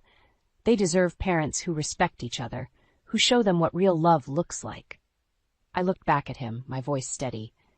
And that's what I intend to give them, with or without you. With those words, I walked away, leaving Ted and the remnants of our broken marriage behind. For the first time in years, I felt a glimmer of hope for the future. My future, on my own terms. I watched the boys' faces as we pulled up to Leah's house, our car packed with hastily thrown-together suitcases. Jake, at 10, wore a frown of confusion. 6-year-old Ethan's eyes were wide with excitement at the prospect of a vacation at Aunt Leah's. Mom, why isn't Dad coming? Jake asked as we unloaded the car. I swallowed hard. Dad needs to stay at our house for work, sweetie. We're going to have a little break here with Aunt Leah. Jake's frown deepened, but he didn't press further. I silently thanked God for small mercies. Leah enveloped us in a warm hug as we entered. Welcome, troops. I've got the guest rooms all set up for you. As the boys explored the house, Leah pulled me aside. How are you holding up? I felt my carefully constructed facade crumble. I don't know how I'm going to do this, Leah. I haven't worked in years. How am I supposed to support the boys on my own? Leah squeezed my hand. One step at a time, sis. Remember Dana from your old job? She called earlier asking about you. Said there might be some freelance work available if you're interested. Hope fluttered in my chest. Really? I haven't done marketing in so long. You're still sharp as a tack, Leah insisted. Give her a call. What have you got to lose? That night, after the boys were asleep, I dialed Dana's number with trembling fingers. Natalie? Dana's warm voice brought back memories of late nights brainstorming campaigns. I'm so glad you called. How are you? I hesitated, unsure how much to reveal. I'm going through some changes. Leah mentioned you might have some work? Absolutely, Dana said. We've got a new client who needs a fresh perspective. It's remote work, perfect for juggling with family commitments. My heart raced. That sounds amazing, Dana, but it's been years since I've worked. I'm not sure I'm qualified anymore. Dana's laugh was reassuring. Natalie, you were one of the best in the business. That talent doesn't just disappear. Why don't you start with a small project and see how it goes? We chatted for an hour, discussing the project and catching up. By the time we hung up, I felt a glimmer of my old confidence returning. The next morning, I woke early to start work before the boys were up. As I logged into my laptop, a notification popped up, an email from Ted. My finger hovered over the delete button, but curiosity won out. I opened it. Natalie, I can't believe you just left like that. What about our family, our vows? You're abandoning your duties as a wife and mother. The boys need stability, not your selfish whims. Come home immediately, or there will be consequences. Ted, rage boiled in my veins. How dare he? After everything he'd done, he had the audacity to accuse me of abandonment? I was halfway through a scathing reply when Ethan's sleepy voice interrupted me. Mommy, can we have pancakes? I closed the laptop, pushing thoughts of Ted aside. Of course, sweetie. Let's wake up Jake and Aunt Leah and make it a pancake party. As we gathered in Leah's sunny kitchen, the boys giggling as they mixed batter and made a mess, I felt a weight lift from my shoulders. This was what mattered, not Ted's accusations or my fears about the future. Later that afternoon, my phone buzzed with a text from Ted. Where are you? We need to talk. Now. I stared at the screen, my thumb hovering over the reply button. Part of me wanted to lash out, to hurt him as he'd hurt me. But as I watched the boys playing in Leah's backyard, I knew I had to be the bigger person. I typed out a simple response. We're safe. I'll have my lawyer contact you about arrangements for the boys. As I hit send, a sense of calm washed over me. For the first time in years, I was taking control of my life. It wouldn't be easy, but with Leah's support and this new opportunity with Dana, I finally felt hope for the future. I closed my eyes, took a deep breath, and made a silent promise to myself and my sons. We would not just survive this, we would thrive. I was in the middle of a conference call with Dana and our new client when the doorbell rang. Leah answered it, and moments later I heard raised voices from the foyer. Where is she? Ted's angry voice carried through the house. My heart raced. I quickly muted my microphone and whispered to Dana, Family emergency. I'll call you back. Stepping into the hallway, I saw Ted towering over Leah, his face red with anger. Ted, I said, my voice steadier than I felt. What are you doing here? He whirled to face me. What am I doing here? What are you doing here, Natalie? You can't just take the boys and disappear. I told you we were safe, I replied, fighting to keep my voice calm. I needed time to think. Ted scoffed. Think about what? How to destroy our family. Leah stepped between us. I think you should leave, Ted. This isn't the time or place for this conversation. Stay out of this, Leah, Ted snapped. This is between me and my wife. Don't talk to her like that, I said, anger rising in my chest. Leah's been more supportive than you've been in years. Ted's eyes narrowed. Oh, so that's what this is about? You feeling unsupported? I work my ass off to provide for this family, and this is the thanks I get. Provide? I laughed bitterly. You mean control. You've spent years making me dependent on you, isolating me from my career, my friends. I gave you everything, Ted shouted. A beautiful home, vacations, the best schools for the boys, and you throw it all away for what? Some misguided notion of independence? The boys appeared at the top of the stairs, wide-eyed and frightened. Seeing them, I made a decision. Boys, go to your room, I said firmly. Mom and Dad need to talk. Once they were out of earshot, I turned back to Ted. This isn't working. I want a divorce. The words hung in the air between us. Ted's face paled. You can't be serious. I've never been more serious, I replied. I've already spoken to a lawyer. A lawyer? Ted's voice rose again. So you've been planning this all along? While I've been trying to save our marriage? I shook my head. Save our marriage? By blaming me for your affair? By trying to control my every move? I made a mistake with Lisa, Ted said, his tone softening. But I love you, Natalie. We can work this out. For a moment, I wavered. Then I remembered the years of neglect, the constant belittling, the way he'd made me doubt myself. No, Ted, I said quietly. We can't. It's too late. Ted's face hardened. Fine. If that's how you want to play it, I'll see you in court. Don't expect to take me for everything I'm worth. This isn't about money, I replied. It's about respect, something you clearly don't understand. As Ted stormed out, slamming the door behind him, I felt a weight lift from my shoulders. Leah wrapped me in a hug. "I'm proud of you, sis," she whispered. Upstairs, I found the boys huddled together on Jake's bed. "Is Dad gone?" Ethan asked, his voice small. I sat down, pulling them both close. "Yes, sweetie, Dad's gone home." "Are we going back?" Jake asked. I took a deep breath. "No, honey, we're going to stay here with Aunt Leah for a while. Dad and we need some time apart." "Are you getting divorced?" Jake's eyes filled with tears. My heart broke, but I knew I had to be honest. "Yes, sweetheart, but I want you both to know that this doesn't change how much we love you. You're the most important things in our lives."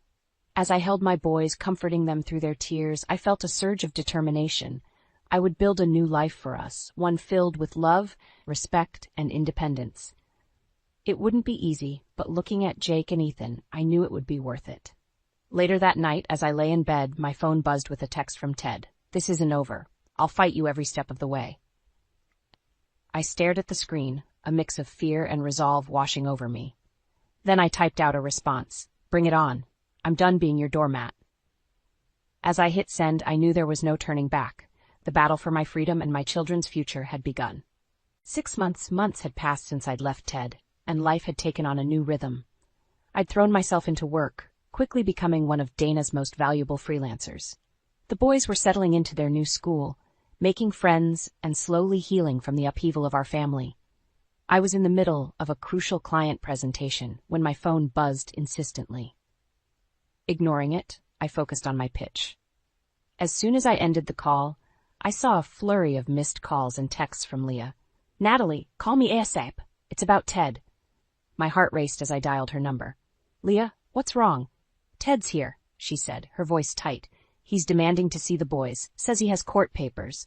I felt the ground shift beneath me. "What? No, that's impossible. We have a custody agreement." "He's saying you violated it by moving without his consent. Natalie, he's threatening to take the boys." Panic clawed at my throat. "I'm on my way. Don't let him near them." I sped to Leah's house, my mind whirling. How could this be happening? We'd been so careful with the legal arrangements. As I pulled up, I saw Ted's car in the driveway. Taking a deep breath, I steeled myself for the confrontation. The scene inside was chaos. Ted stood in the living room waving papers and shouting. Leah stood between him and the stairs, where I could hear the boys crying. "Ted, stop this!" I yelled, slamming the door behind me. "You're scaring the children." He whirled to face me, eyes blazing. "You've left me no choice, Natalie. You think you can just take my sons and cut me out of their lives?" "That's not what I'm doing," I said, fighting to keep my voice steady. "We have an agreement. You see them every other weekend." "An agreement you broke when you moved them without my permission," Ted snarled. "I have rights, and I'm going to exercise them." I snatched the papers from his hand, scanning them quickly. My blood ran cold. He was right. There was a clause about relocating without mutual consent. "This is low, even for you," I hissed, "using the boys as pawns in your game." Ted's face softened slightly. "I don't want to do this, Natalie. Come home. We can work this out." For a moment, I wavered. The thought of losing my children was unbearable. But then I remembered why I'd left. The years of emotional abuse, the affair, the way he'd slowly chipped away at my self-worth. "No," I said firmly. "We're not coming back. This is our home now." Ted's expression hardened. "Fine, then I'll see you in court. I'll fight for full custody if I have to." As he stormed out, I collapsed onto the couch, my body shaking. Leah sat beside me, wrapping an arm around my shoulders. "What am I going to do?" I whispered. "I can't lose them, Leah." "We'll figure it out," she said. "I'll call my lawyer friend. We'll fight this." I nodded, trying to believe her words. But doubt gnawed at me. How could I compete with Ted's resources? His connections? The sound of small feet on the stairs made me look up. Jake and Ethan stood there, tears streaking their faces. "Mom?" Jake's voice trembled. "Are we going to have to live with Dad?" I held out my arms, and they ran to me. Holding them close, I made a silent vow. I would not let Ted win. I would not let him destroy the new life we'd built. "No, sweetie," I said. My voice stronger than I felt. "We're staying right here. I promise." As I comforted my boys, my mind raced. I needed a plan. I needed to prove I could provide for them, that this new life was better for everyone. My phone buzzed, a text from Dana. "Client loved your pitch. They want to offer you a full-time position." I stared at the screen, a glimmer of hope piercing through the darkness. This could be it, the key to securing our future. Looking at my sons, then at Leah, I felt a surge of determination. Ted might have money and power, but I had love, resilience, and a newfound strength he couldn't begin to understand. The battle for my children's future had begun, and I was ready to fight with everything I had. 1 year after leaving Ted, I stood in front of the mirror, barely recognizing the woman staring back at me. Gone was the timid housewife, replaced by a confident professional in a crisp blazer. I'd not only accepted Dana's full-time offer, but had quickly climbed the ranks to become a senior marketing executive. As I adjusted my necklace, a gift from Leah to celebrate my promotion, my phone buzzed. It was a text from my lawyer. Urgent news about Ted. Call ASAP. My stomach clenched. The custody battle had been brutal, with Ted using every dirty trick in the book. But we'd been holding our ground thanks to my new job and the stability we'd built. "What's happened?" I asked as soon as my lawyer picked up. "Ted's filed for emergency custody," she said, her voice grim. "He's claiming you're an unfit mother due to your work schedule." The room spun. "What? That's ridiculous. I've bent over backwards to balance work and the boys." "I know, Natalie, but he's presenting a compelling case. We need to meet immediately to strategize." As I hung up, Leah appeared in the doorway, concern etched on her face. "What's wrong?" I filled her in, my voice shaking. "How can he do this? After everything he's put us through?" Leah's eyes flashed with anger. "That bastard. He can't stand seeing you succeed without him." Just then, Jake and Ethan burst into the room, backpacks on and ready for school. Their smiles faded as they saw my face. "Mom?" Jake asked. "Are you okay?" I forced a smile. "Everything's fine, sweetie, just some work stress." As I hugged them goodbye, my heart ached. How could I tell them their father was trying to take them away? The day passed in a blur of meetings and phone calls. By the time I got home, I was exhausted and terrified. Leah was waiting with a glass of wine and a sympathetic ear. "I don't know if I can do this anymore," I confessed, tears streaming down my face. "Maybe I should just give in, go back to Ted." Leah grabbed my shoulders. "Don't you dare. You've come too far to give up now." Just then my phone rang. It was Dana. "Natalie, I hate to do this, but we need you in New York next week for the Johnson pitch. It's make or break for the company." My heart sank. A week away from the boys, right when Ted was pushing for custody. But if I said no, I could lose the job that was keeping us afloat. I'll be there," I said, my voice hollow. As I hung up, Leah looked at me with concern. "You can't go. Not now." "I have to," I replied. "If I lose this job, Ted wins. He'll prove I can't provide for the boys." The next morning, as I prepared to leave for work, Jake appeared in the kitchen, his young face serious. "Mom, are you and Dad fighting again?" I knelt down, meeting his eyes. "Honey, your dad and we're having some disagreements about where you and Ethan should live." Jake's lip trembled. "I don't want to live with Dad. I want to stay here with you and Aunt Leah." I pulled him close, fighting back tears. "I'm doing everything I can to make sure that happens. I promise." As I watched Jake board the school bus, my resolve strengthened. I couldn't let Ted win. Not when the boys' happiness was at stake. That evening, as I packed for New York, my lawyer called again. "Natalie, Ted's lawyer reached out. They're proposing a settlement." My heart raced. "What kind of settlement?" "Full custody to Ted with visitation rights for you." The room spun. "No, absolutely not." "Natalie, given your work commitments and the upcoming trip, it might be worth considering." "No," I interrupted, my voice steel. "I will not give up my children. Tell Ted and his lawyers we'll see them in court." As I hung up, I caught sight of myself in the mirror again. The woman staring back was fierce, determined, and ready for battle. "Bring it on, Ted," I whispered. "I'm not the woman you married anymore, and I'm sure as hell not going down without a fight." I stood outside the courtroom, my heart pounding. Today was the final custody hearing, the culmination of months of legal battles and emotional turmoil. As I smoothed my blazer, Leah squeezed my hand. "You've got this, sis," she whispered. "No matter what happens in there, you've already won by becoming the strong woman you are today." I nodded, drawing strength from her words. As we entered the courtroom, I caught sight of Ted. He looked haggard, his once crisp suit rumpled, and his eyes bloodshot. For a moment I felt a pang of sympathy, quickly replaced by steely resolve. The judge called the court to order, and Ted's lawyer began his final argument. He painted a picture of me as a career-obsessed mother who had abandoned her family. I clenched my fists, fighting the urge to scream out in protest. When it was my turn to speak, I stood tall, meeting the judge's eyes. Your Honor, a year ago, I was a different woman. I had lost myself in a marriage that had become toxic and controlling. But leaving Ted wasn't about abandoning my family, it was about saving it. I gestured to the portfolio my lawyer had submitted. In the past year, I've built a successful career, providing stability and financial security for my children. But more importantly, I've shown them what it means to be strong, to stand up for yourself, and to create a loving home. As I spoke, I saw Ted's face crumple.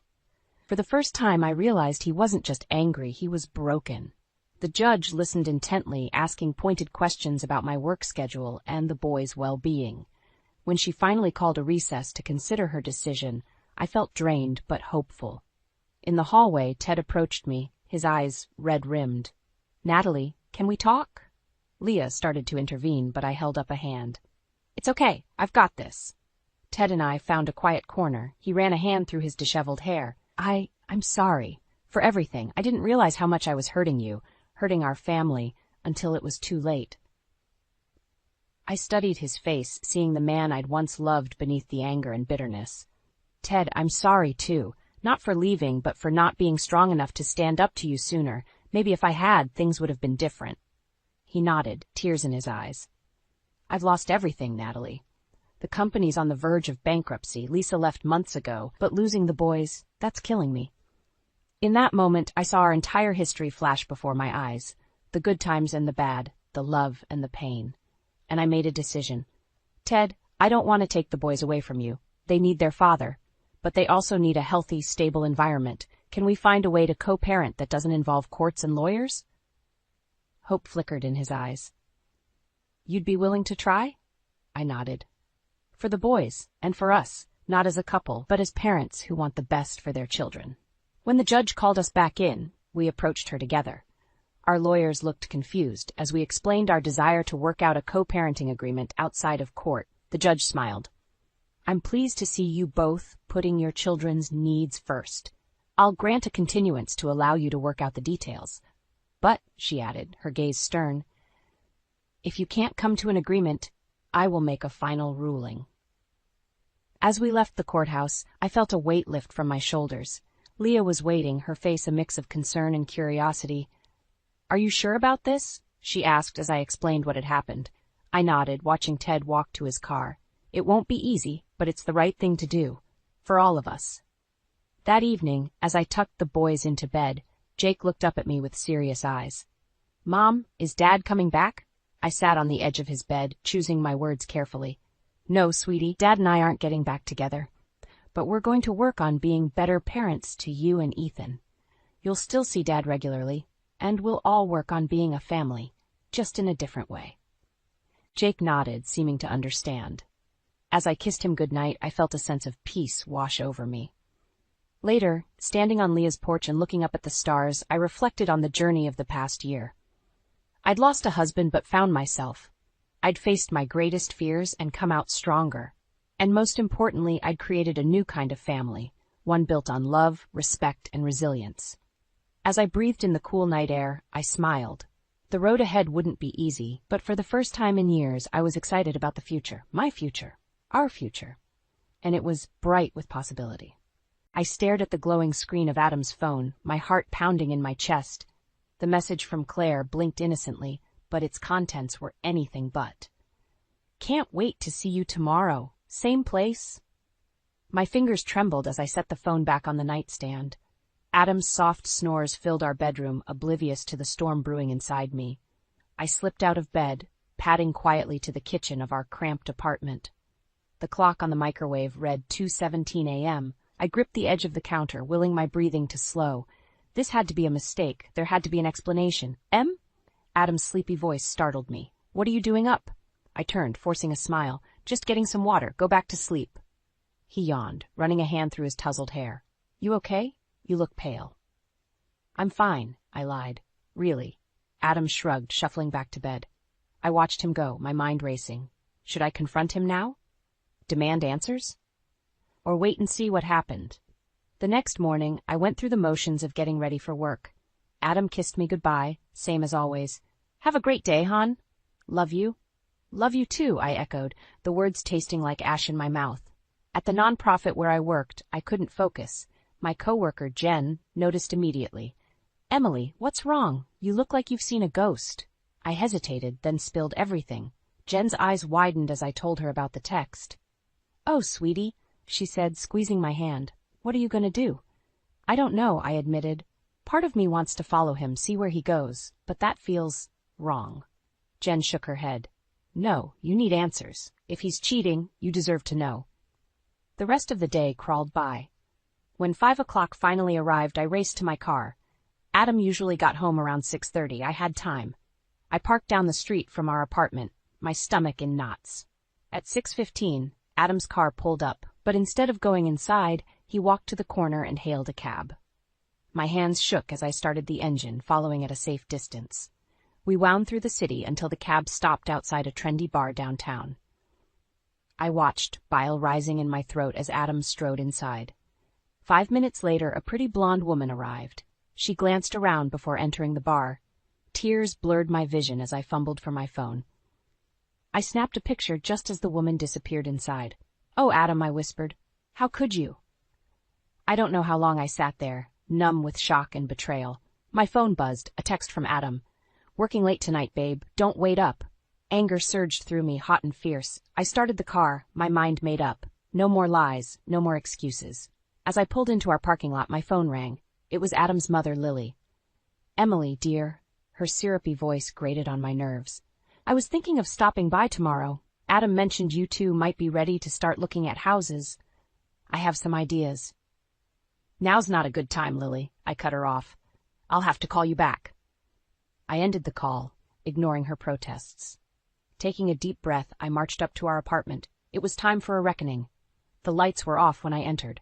I flicked them on, revealing the shabby furniture and peeling wallpaper. How had I let Lily convince us this dump was all we could afford? I grabbed a suitcase from the closet and began throwing Adam's clothes inside. Each item fueled my rage. By the time I heard his key in the lock, I was ready. Adam stumbled in, reeking of alcohol and perfume. He froze when he saw me. Em, what's going on? I met his confused gaze, my voice steady. I think it's time we had a talk, Adam, about Claire. 3 months had passed since that fateful night. Adam swore it was a one-time mistake, begged for forgiveness. Like a fool, I believed him. Now, as I stared at our dwindling bank account, I wondered if I'd made the right choice. Em, did you hear what I said? Adam's voice snapped me back to reality. We sat at our rickety kitchen table, bills spread before us. Sorry, what? He sighed, exasperated. I said, Mom thinks we should look at that new condo development downtown. I blinked, stunned. Adam, we can barely afford this place. How could we possibly... Mom says she'll help with the down payment, he interrupted. She thinks it's a great investment. Of course she did. Lily always had an opinion on our finances, our careers, our entire lives. I bit back a retort, trying to stay calm. That's generous, but I'm not comfortable taking money from your mother. Adam's face darkened. Why not? She's just trying to help. Help control us, you mean? I muttered. What was that? I forced a smile. Nothing. Look, can we talk about this later? I have to get ready for work. As I gathered my things, my phone buzzed. A text from my mom, dinner this weekend? Before I could reply, Adam appeared behind me. Who's that? Just my mom, I said, pocketing the phone. She wants to have dinner. Adam frowned. This weekend? But we're supposed to look at condos with my mother. I stared at him, incredulous. When did we decide that? I told you last night, he insisted. You must not have been listening. The argument that followed was brief but intense. In the end, I caved. Again. Fine, I snapped. Tell your mother we'll go. At work, I couldn't focus. Jen found me hiding in the supply closet, fighting back tears. Oh, honey, she said, pulling me into a hug. What happened? I spilled everything, the condo, Lily's interference, Adam's attitude. Jen listened, her expression growing more concerned. Emily, she said gently, are you sure this is what you want? You seem so unhappy. I wiped my eyes, straightening my shoulders. It's just a rough patch. We'll get through it. But as the weekend approached, my anxiety skyrocketed. At a Saturday morning, I found myself trailing behind Adam and Lily as they toured a sleek, modern condo. "Isn't it perfect?" Lily gushed, her perfectly manicured nails tapping against the granite countertop. "Adam, darling, this is exactly what you need." I bristled at her words. What Adam needed, not what we needed. The realtor, a perky blonde named Sarah, turned to me. "What do you think, Mrs. Thompson? Can you see yourself living here?" Before I could answer, Lily cut in. "Oh, she loves it. Don't you, Emily?" I forced a smile, my hands clenched at my sides. "It's nice." Adam shot me a warning look. I knew that look. It meant, don't start anything. As Sarah led us to the master bedroom, my phone vibrated. A text from my dad. "Everything okay, sweetie? Haven't heard from you in a while." Guilt washed over me. I'd been so caught up in this condo nightmare I'd neglected my own parents. "Emily!" Lily's sharp voice made me jump. "Put that phone away. This is important." I looked up to see all three of them staring at me. Lily annoyed, Adam embarrassed, Sarah confused. Something inside me snapped. "You know what?" I said, my voice surprisingly steady. "I need some air." I turned and walked out, ignoring Adam's calls.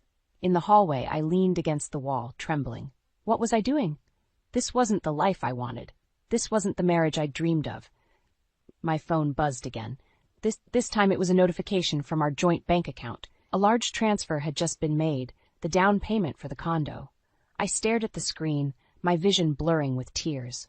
Adam had done it, without even asking me. As I heard their footsteps approaching, I made a decision. It was time to stand up for myself, time to fight for the life I deserved.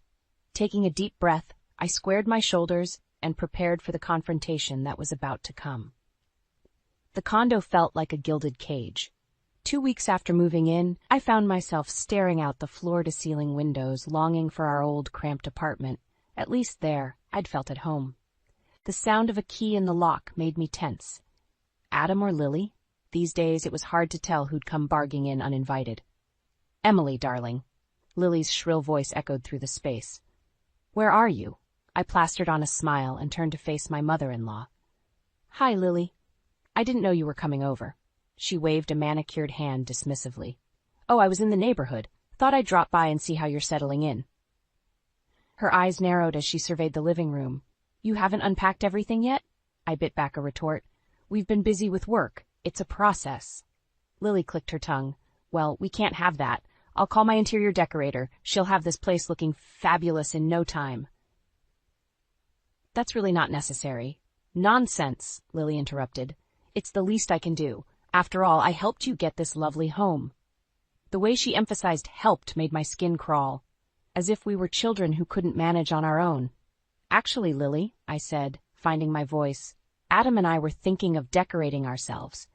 Make it our own, you know?" Lily's smile tightened. "Oh, sweetie, that's adorable. But let's leave it to the professionals, shall we? We wouldn't want it looking cheap." Before I could respond, she was on her phone, chattering away to her decorator. I retreated to the kitchen, my hands shaking as I poured myself a glass of water. This was supposed to be our fresh start, our chance to rebuild after Adam's indiscretion. Instead, it felt like Lily was taking over our lives more than ever. The front door opened again, and Adam's voice drifted in. "Mom, what are you doing here?" I stayed in the kitchen, listening to their muffled conversation. When Adam finally appeared, he looked sheepish. "Hey, Em. Sorry about this. You know how Mom gets." I set down my glass, harder than necessary. "Yeah, I do. The question is, why do you let her?" Adam's face darkened. "What's that supposed to mean?" "It means I'm tired of your mother making decisions for us." I snapped. "This is our home, Adam. Ours, not hers. She's just trying to help," he argued. "Why can't you be grateful?" "Grateful?" I laughed bitterly. "For what? For undermining every choice we make? For treating me like I'm not good enough for her precious son?" Adam's jaw clenched. "That's not fair. Mom loves you." "No, Adam, she loves controlling you, and by extension, me." Our raised voices must have carried, because suddenly Lily appeared in the doorway. "Is everything all right in here?" I opened my mouth to speak, but Adam cut me off. "It's fine, Mom. Just a little disagreement about decorating." Lily's eyes gleamed with interest. "Oh, well, I'm sure we can sort that out. Emily, dear, why don't you tell me your ideas? I'm sure we can find a compromise." The condescension in her tone was the last straw. "You know what, Lily? I don't want to compromise. This is my home, mine and Adam's, not yours." The room fell silent. Adam looked horrified, while Lily's face turned an alarming shade of red. "Well," she said, her voice dangerously low, "I see someone's forgotten their manners. Adam, are you going to let her speak to me like that?" I turned to my husband, silently pleading with him to stand up for me, for us. But as I watched the conflict play out on his face, I knew he would choose her. He always did. He said softly, "maybe you should apologize." In that moment, something inside me broke. This beautiful condo, this fresh start, it was all a lie. Nothing had changed. Nothing ever would. I grabbed my purse and headed for the door. "I need some air," I muttered. As I stepped into the hallway, I heard Lily's voice behind me. "Really, Adam, I don't know why you put up with her attitude."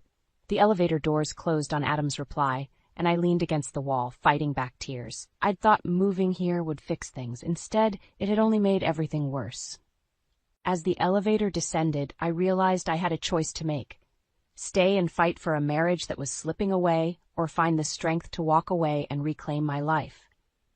The doors opened, and I stepped out into the sunlight, unsure of where to go, but knowing I couldn't stay here any longer. I sat in my parents' cozy living room, clutching a mug of tea, trying to find the words to explain the mess my life had become. Mom and Dad exchanged worried glances as I recounted the latest drama with Lily and Adam. "Oh, sweetheart," Mom said, reaching out to squeeze my hand. "I'm so sorry you're going through this." Dad's face was a storm cloud. "That woman has no right to treat you this way. And Adam, he needs to grow a spine." I nodded, fighting back tears. "I just don't know what to do anymore. It's like I'm losing myself in their world." The sharp trill of my phone cut through the moment. Adam's name flashed on the screen. I hesitated, then answered. Where are you?" His voice was tight with tension. "Mom's been trying to reach you all day." I bit back sarcastic reply. "I'm at my parents'. I needed some space." "Space?" Adam sounded incredulous. "We have that dinner with my boss tonight. You knew that." "The dinner. I'd completely forgotten. I'm sorry, Just get home," he interrupted. "Mom's already here to help you get ready." The line went dead before I could respond. I stared at the phone, a knot forming in my stomach. "Everything okay?" Dad asked, his brow furrowed with concern. I stood, gathering my things. "I have to go. There's this work dinner for Adam." Mom frowned. "Emily, honey, maybe you should stay here tonight. You seem exhausted." Part of me wanted nothing more than to curl up in my childhood bedroom and forget the world, but I knew the fallout wouldn't be worth it. "I'll be fine," I assured them, forcing a smile. "I'll call you tomorrow." The drive home felt like a march to the gallows. As I entered the condo, Lily's voice hit me like a physical force. "There you are," she exclaimed, rushing over. "Honestly, Emily, how could you be so irresponsible, running off like that when you knew how important tonight is?" I opened my mouth to defend myself, but Adam cut in. "It doesn't matter now. She's here. Let's just get ready." Lily clucked her tongue, eyeing me critically. "Well, we'll have to work quickly. I've laid out a dress for you. Go shower, and I'll do your makeup." For a moment, I considered turning around and walking right back out the door. But Adam's pleading look stopped me. "Please, Em, this dinner could mean a big promotion." Defeated, I nodded and headed for the bathroom. As the hot water washed over me, I tried to steel myself for the evening ahead. An hour later, I stood before the mirror, barely recognizing myself. The dress Lily had chosen was tight and low-cut, nothing like my usual style. My face felt heavy with makeup. "Perfect," Lily beamed, adjusting my hair. "Now you look like a proper executive's wife." The words stung more than they should have. Is that all I was now? An accessory to Adam's career? As we prepared to leave, my phone buzzed with a text from Mom. "Hope you're okay, sweetie. We're always here if you need us." A lump formed in my throat. I started to type a reply, but Lily's sharp voice interrupted. "Emily, phone away. It's time to go." I looked up to see Adam already halfway out the door, Lily hovering impatiently behind him. Neither of them seemed to notice or care about my discomfort. In that moment, something shifted inside me. I thought about my parents' warm concern, contrasted with the cold expectations surrounding me now. I thought about the woman I used to be, confident, independent, and the shell I'd become. "Actually," I heard myself say, my voice stronger than I expected, "I don't think I'll be joining you tonight." Adam froze, turning slowly to face me. "What?" Lily's eyes narrowed dangerously. "Don't be ridiculous. Of course you're coming." I stood my ground, heart pounding. No, I'm not. And I think it's time we had a serious talk about our future, Adam. All of us. The silence that followed was deafening. I watched emotions flicker across Adam's face. Confusion, anger, and finally, fear. He knew, as well as I did, that this was a turning point. Whatever happened next would change everything. The tension in the room was palpable as Adam, Lily, and I faced each other. I'd changed out of the tight dress, back into my comfortable jeans and sweater, feeling more like myself. Emily, Adam began, his voice strained. What's this all about? We're going to be late. I took a deep breath. We need to talk about us, Adam, about our future. Lily scoffed. This is ridiculous. You're jeopardizing Adam's career over what? A little family disagreement? It's not little, I countered, my voice stronger than I felt. It's our life, and I'm tired of feeling like I don't have a say in it. Adam's face softened slightly. I know things have been tough, but... Tough? I laughed bitterly. Adam, I feel like I'm disappearing, like everything that makes me who I am is being erased. Lily stepped forward, her eyes flashing. Now you listen here, young lady. Adam has given you a beautiful home, a comfortable life, and this is how you repay him? Mom, Adam warned, but she was on a roll. You should be grateful. Instead, you're throwing a tantrum like a spoiled child. What about your parents, Emily? Did they put these ideas in your head? The mention of my parents was the spark that ignited the powder keg. Leave them out of this, I snapped. They've done nothing but support us. Support? Lily sneered. They're holding you back. Adam, tell her. Tell her how her parents are dragging you down. I turned to Adam, shock and hurt coursing through me. What is she talking about? Adam shifted uncomfortably. It's nothing, Em. Just some things Mom and I discussed. What things? I demanded. Lily jumped in. About how your parents are always asking for help, how they're a financial burden. Adam agrees it's time to cut ties. The room spun. I stared at Adam, silently begging him to deny it, but his silence spoke volumes. You, I whispered, my voice breaking. You want to cut my parents out of our lives? Em, it's not like that, Adam pleaded. We just think it might be best if we focused on our future, on building our own family. I couldn't believe what I was hearing. My parents have never asked us for anything. They've only ever tried to help. Help? Lily scoffed. By filling your head with nonsense about independence and following your dreams? Please. It's time you grew up, Emily. I turned to Adam, tears stinging my eyes. And you agree with this? He hesitated, then nodded slowly. I think Mom has a point, Em. We need to start putting ourselves first. In that moment, something inside me shattered. The man I loved, the man I thought I knew, was siding with his mother over me, over my family. I see, I said, my voice eerily calm. Well then, I guess I know where I stand. I moved towards the bedroom, but Adam caught my arm. Em, wait, where are you going? I shook off his grip. I'm packing a bag. I can't stay here tonight, maybe not ever. Don't be dramatic, Lily snapped. Adam, tell her she's being ridiculous. But Adam just stood there, conflict etched across his face. Em, please, we can work this out. I looked at him, really looked at him, and saw a stranger. A man so entangled in his mother's web that he couldn't see the damage he was causing. Can we? I asked softly. Because from where I'm standing, it seems like you've already made your choice. I turned and walked into the bedroom, my heart pounding. As I threw clothes into a suitcase, I heard Lily's shrill voice and Adam's muffled responses. But I tuned them out, focusing on the task at hand. When I emerged with my bag, Adam was alone, Lily having finally left for the dinner. Emily, he said, his voice breaking. Please don't go. I met his gaze, feeling a strange mix of sadness and resolve. I have to, Adam. I need time to think, to figure out if there's anything left to save here. As I reached for the door, Adam called out one last time. I love you, Em. I paused, my hand on the doorknob. I love you too, Adam, but right now, that's not enough. With that, I stepped out into the hallway, closing the door on the life I'd known.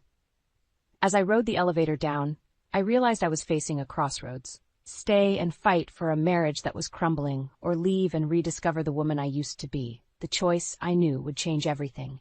2 weeks had passed since I'd walked out of the condo. 2 weeks of soul-searching, of rediscovering who I was without Adam's shadow looming over me. I'd been staying with my parents, their unwavering support a balm to my battered spirit. But it was time. Time to face the music, to decide once and for all if my marriage was worth saving. I stood outside the condo door, key in hand, heart pounding. Adam's texts had been a mixture of apologies and pleas over the past fortnight. Part of me hoped that this separation had been a wake-up call for him. Taking a deep breath, I unlocked the door and stepped inside. The first thing that hit me was the silence. No TV blaring, no Lily's shrill voice offering unsolicited advice, just quiet. "Adam?" I called out, my voice echoing in the empty space. No response. I moved through the living room, noticing small changes. My favorite throw pillow was missing. The photos of my family were gone from the mantel. A chill ran down my spine as I approached the bedroom. The door was slightly ajar, and I could hear muffled sounds coming from inside. My hand trembled as I pushed the door open. The world stopped. There, tangled in our sheets, the ones I'd picked out when we first moved in, was Adam. And he wasn't alone. A blonde head peeked out from under the covers, and I found myself staring into the startled eyes of Claire, Adam's coworker. For a moment, no one moved. Then Adam scrambled up, wrapping a sheet around his waist. I can explain. But I was already backing away, my vision blurring with tears. I turned and ran, Adam's desperate calls fading behind me. I made it to the elevator before the sobs hit, racking my body as I slumped against the wall. How could he? After everything we'd been through, how could he do this? My phone buzzed incessantly, Adam, no doubt, trying to reach me.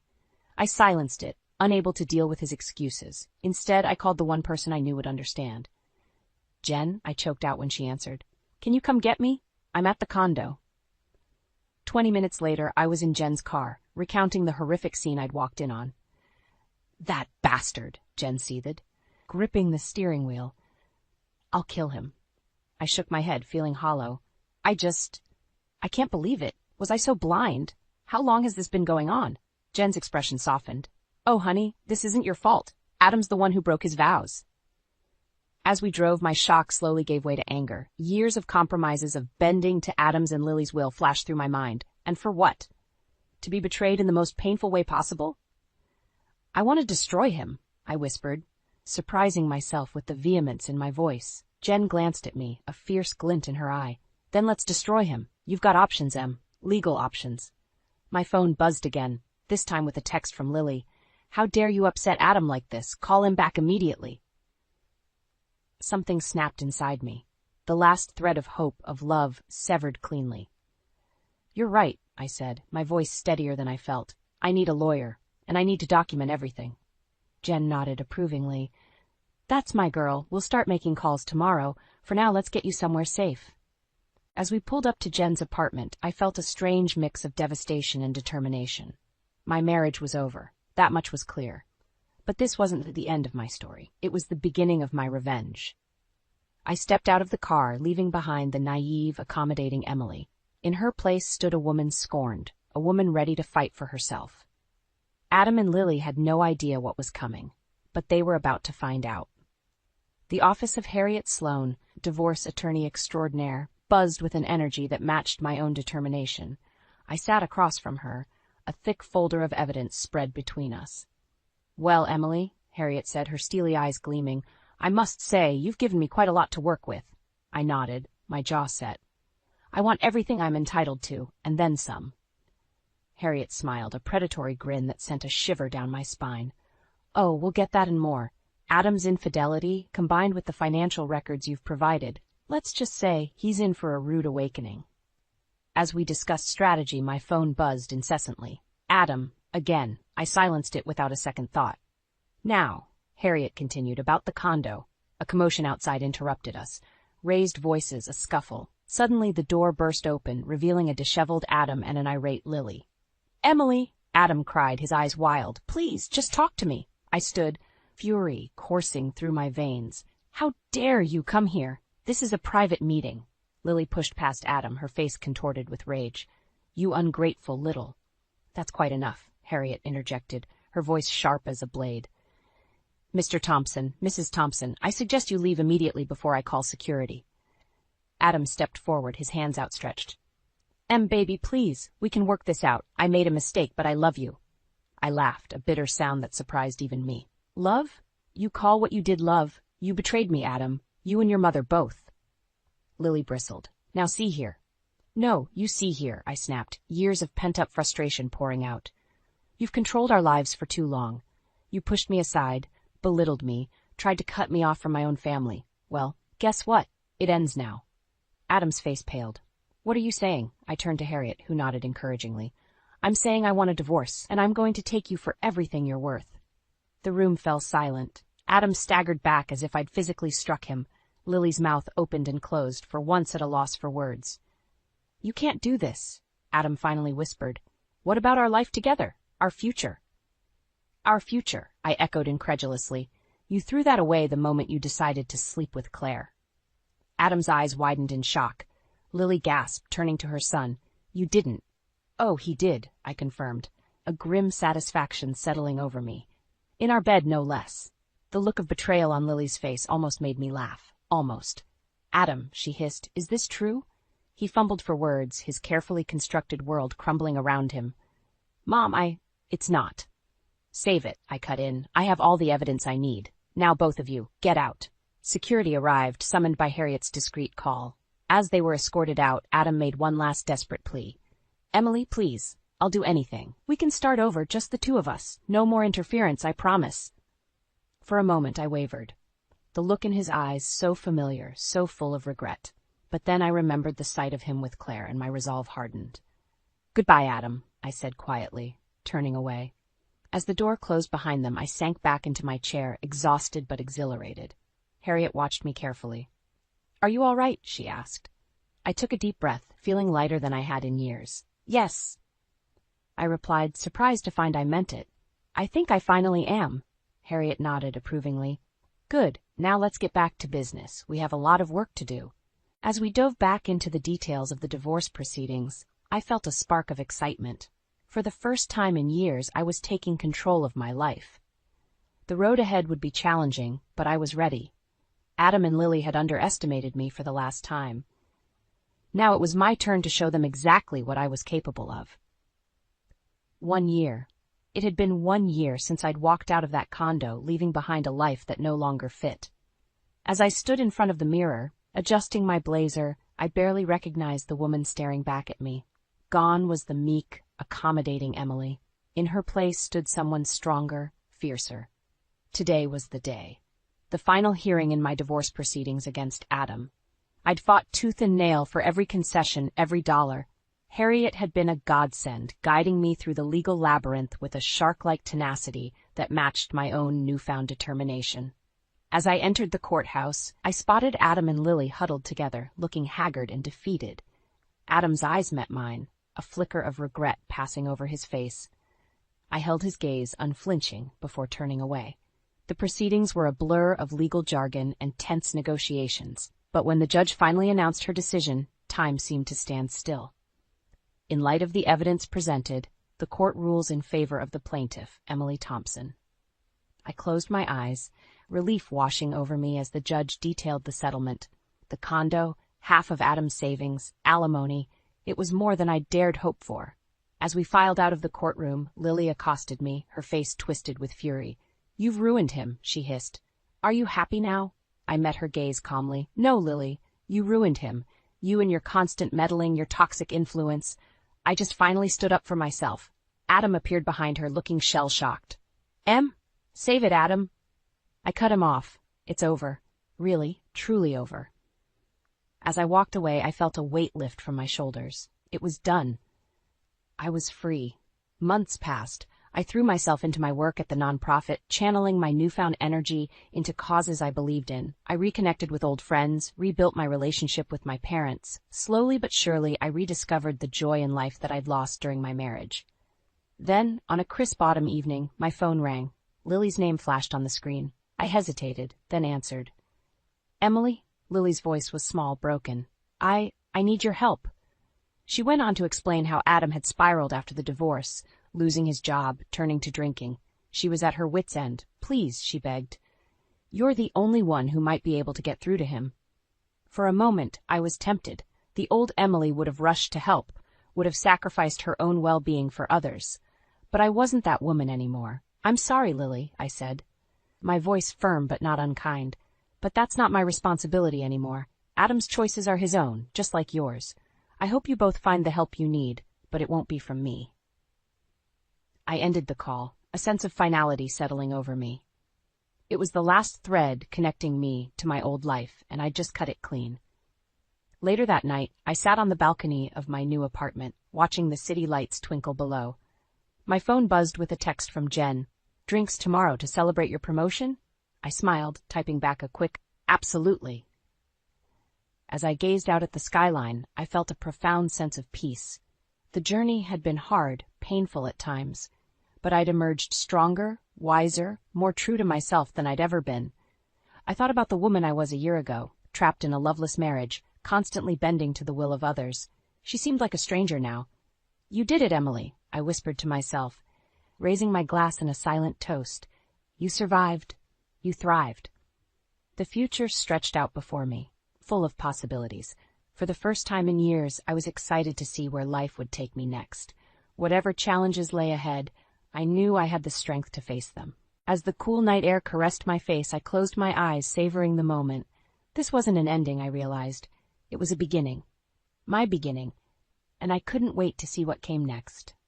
I stood at the kitchen counter, chopping onions for my signature beef stew, when Josie burst through the front door. Her face was flushed, eyes wild with a mix of anger and something else I couldn't quite place. "Mom, I need to talk to you," she said, her voice trembling.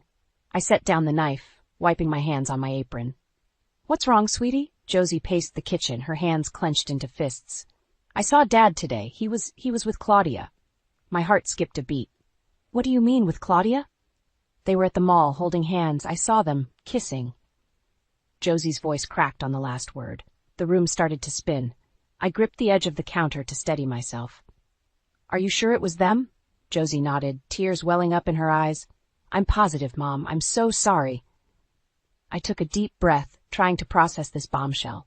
Steve and Claudia, my husband and my best friend? It couldn't be true. But Josie wouldn't lie about something like this. "Did they see you?" I asked, my mind racing. "No, I don't think so. I ran out of there as fast as I could." I pulled Josie into a hug, feeling her body shake with sobs. "It's okay, sweetie. We'll figure this out."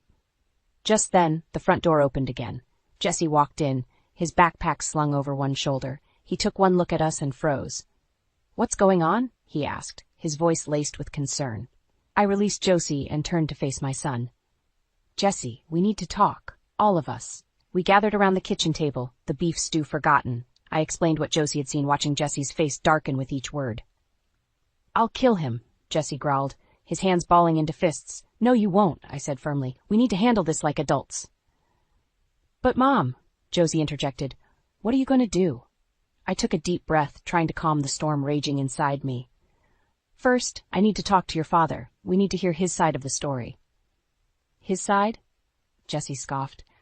"What side could possibly justify cheating on you?"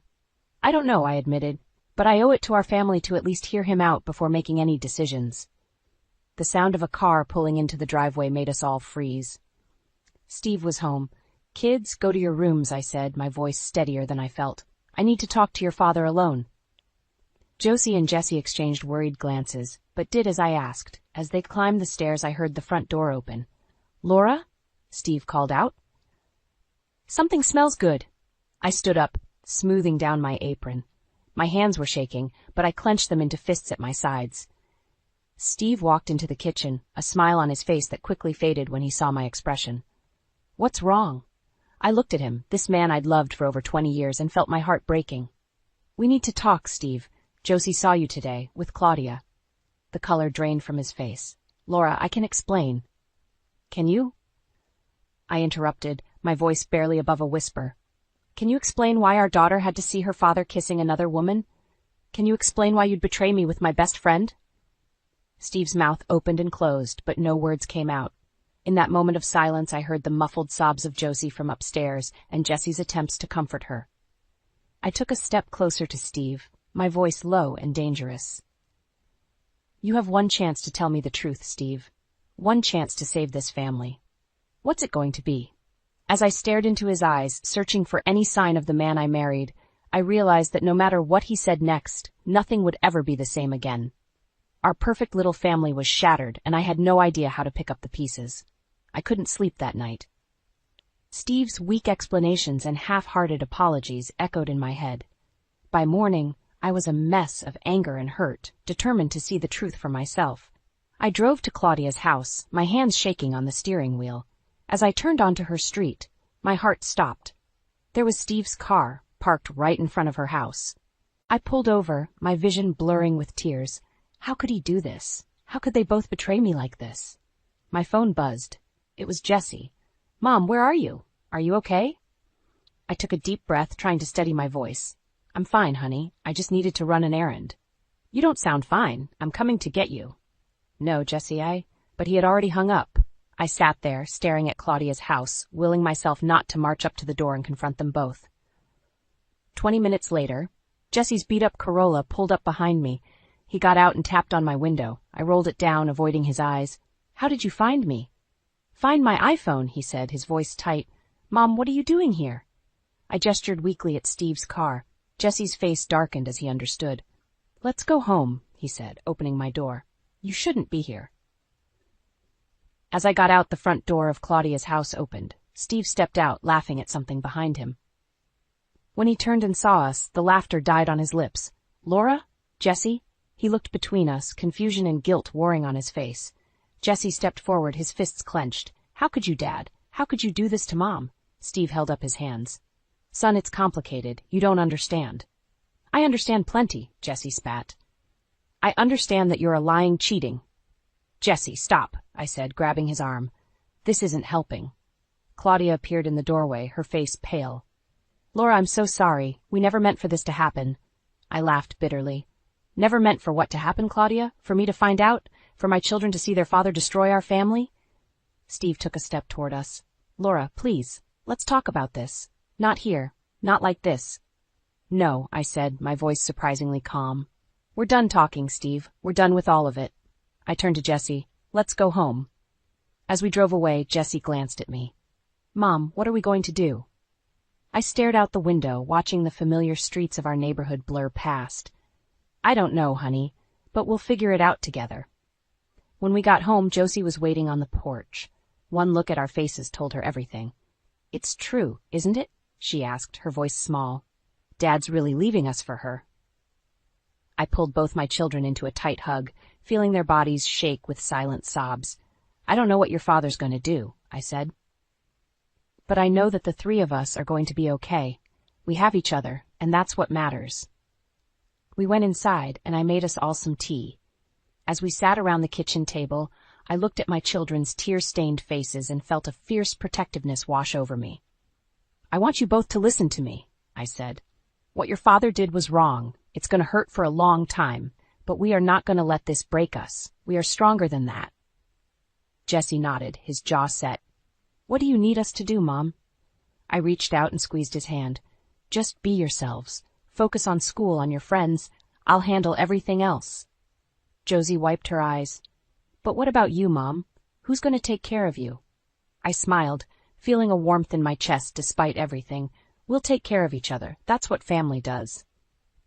As we sat there sipping our tea and making plans for the future, I felt a strange mix of sadness and hope. Our lives had been turned upside down, but we were still standing. And no matter what Steve or Claudia or anyone else threw at us, we would face it together. The next morning, I woke to the sound of the front door slamming. Steve was home. I steeled myself for the confrontation I knew was coming. I found him in the kitchen, slumped at the table, his head in his hands. He looked up as I entered, his eyes bloodshot and weary. "Laura," he said, his voice hoarse. "We need to talk." I poured myself a cup of coffee, my hands steady despite the turmoil inside. "Yes, we do." Steve took a deep breath. "I'm sorry, I know that doesn't begin to cover it, but I am. What I did, it was unforgivable."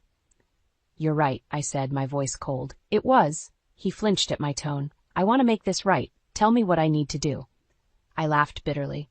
"Make it right? Steve, you can't just fix this with an apology and some flowers. You destroyed our family." "I know," he said, his voice breaking, "but I want to try. For the kids, if nothing else." I set my coffee cup down hard, liquid sloshing over the rim. "Don't you dare use our children as an excuse. You should have thought about them before you started sleeping with my best friend." Steve's face crumpled. "Laura, please. I made a mistake, a terrible, awful mistake. But I love you. I love our family. If you loved us, you wouldn't have done this, I spat. He stood up, reaching for me. I stepped back out of his reach. Don't touch me, I hissed. Steve's hand fell to his side. He looked defeated, lost. For a moment, I almost felt sorry for him. Almost. What do you want, Steve? I asked, suddenly tired. Why are you really here? He took a deep breath, squaring his shoulders. I want a divorce. The words hit me like a physical blow. Even after everything, I hadn't expected this. A divorce? I repeated, my voice barely a whisper. Steve nodded, not meeting my eyes. I think it's for the best, for all of us. I felt the room spinning. I gripped the edge of the counter to steady myself. You want to leave me for her, for Claudia? It's not like that, Steve protested weakly. Then what is it like? I demanded, my voice rising. Explain it to me, Steve. Explain how you can throw away 20 years of marriage, 2 children, everything we've built together for what? A fling with a woman who wears too much perfume and maxes out her credit cards? Steve's face hardened. Don't talk about her like that. You don't know her. And you do? I laughed, the sound harsh and brittle.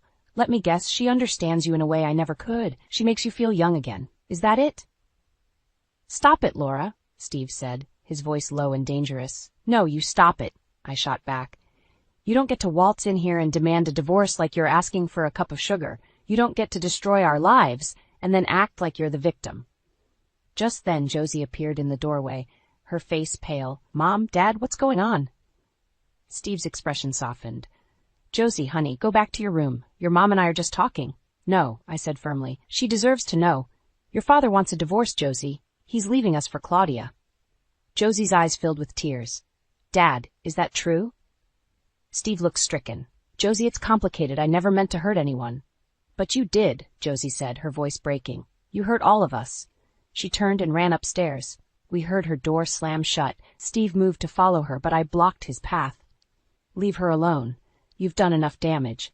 He looked at me, his eyes pleading. Laura, please, we can work this out. We can go to counseling, take some time apart, anything but this. I shook my head, feeling a strange calm settle over me. No, Steve, you wanted a divorce. You've got one. Now get out of my house. As I watched him leave, I felt a mix of grief and determination wash over me. Our life together was over, but I had 2 children who needed me. No matter what it took, I would protect them and give them the stability they deserved. Steve may have given up on our family, but I never would. I stood on Steve's parents' doorstep, my heart pounding. I'd always gotten along well with Martha and George, but this visit felt different, dangerous even. Still, I needed to try. For the kids' sake, if nothing else. Martha answered the door, her smile fading as she saw me. Laura, what are you doing here? I took a deep breath. We need to talk, Martha, about Steve. Talk? She hesitated, then stepped aside to let me in. George was in the living room, watching golf. He muted the TV as I entered. What's this about, Laura? He asked, his voice gruff. I sat down, clasping my hands tightly in my lap. Steve and I are getting a divorce. He's been having an affair with Claudia. The silence that followed was deafening. Martha's face paled, while George's reddened. That can't be right, Martha said finally. There must be some mistake. I shook my head. I'm afraid not. Josie saw them together, and Steve admitted it to me himself. George leaned forward, his eyes narrowing. And what did you do to drive him to this, Laura? I recoiled as if I'd been slapped. Excuse me, George, Martha exclaimed, but he waved her off. No, I want to know, he pressed. Steve's a good man. He wouldn't do this without reason. I felt anger bubbling up inside me. Without reason. There is no reason good enough to justify what he's done. Martha sat down beside me, her face a mask of concern. Laura, dear, maybe if you'd been more attentive to Steve's needs. My needs? I interrupted, incredulous. What about my needs? What about our children's needs? George scoffed. Don't bring the kids into this. They'll be fine. Kids are resilient. I stood up, my hands shaking. Resilient? Do you have any idea what this is doing to them? Josie cries herself to sleep every night. Jessie's barely speaking to anyone. Well, maybe if you hadn't turned them against their father, Martha began. I didn't turn anyone against Steve, I snapped. He did that all on his own when he decided to throw away our family for a fling with Claudia. George stood up, towering over me. Now listen here, young lady. I won't have you coming into our home and speaking ill of our son. I refused to back down. Your son destroyed our family. He's abandoning his children for a woman who cares more about her designer handbags than anyone else. Martha gasped. How dare you speak about Claudia that way? She's a lovely woman. Suddenly, everything clicked into place. You knew, I whispered, looking between them. You knew about the affair, didn't you? Their silence was all the confirmation I needed. How long? I demanded. How long have you known? George looked away. That's not important. It is to me, I shouted. How long have you been lying to my face, pretending everything was fine? Martha stood up, wringing her hands. Laura, please try to understand. Steve was unhappy. Claudia makes him happy. I felt like I was going to be sick. And what about me? What about my happiness? What about our children's happiness?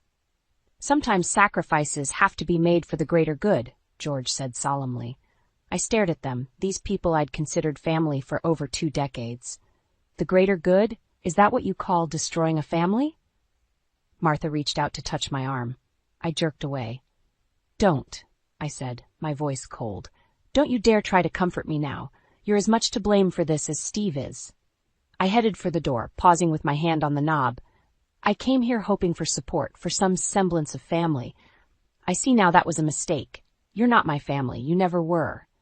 As I walked out, I heard Martha call after me, but I didn't turn back. My mind was racing, piecing together all the times Steve had visited his parents alone, all the knowing looks and hushed conversations.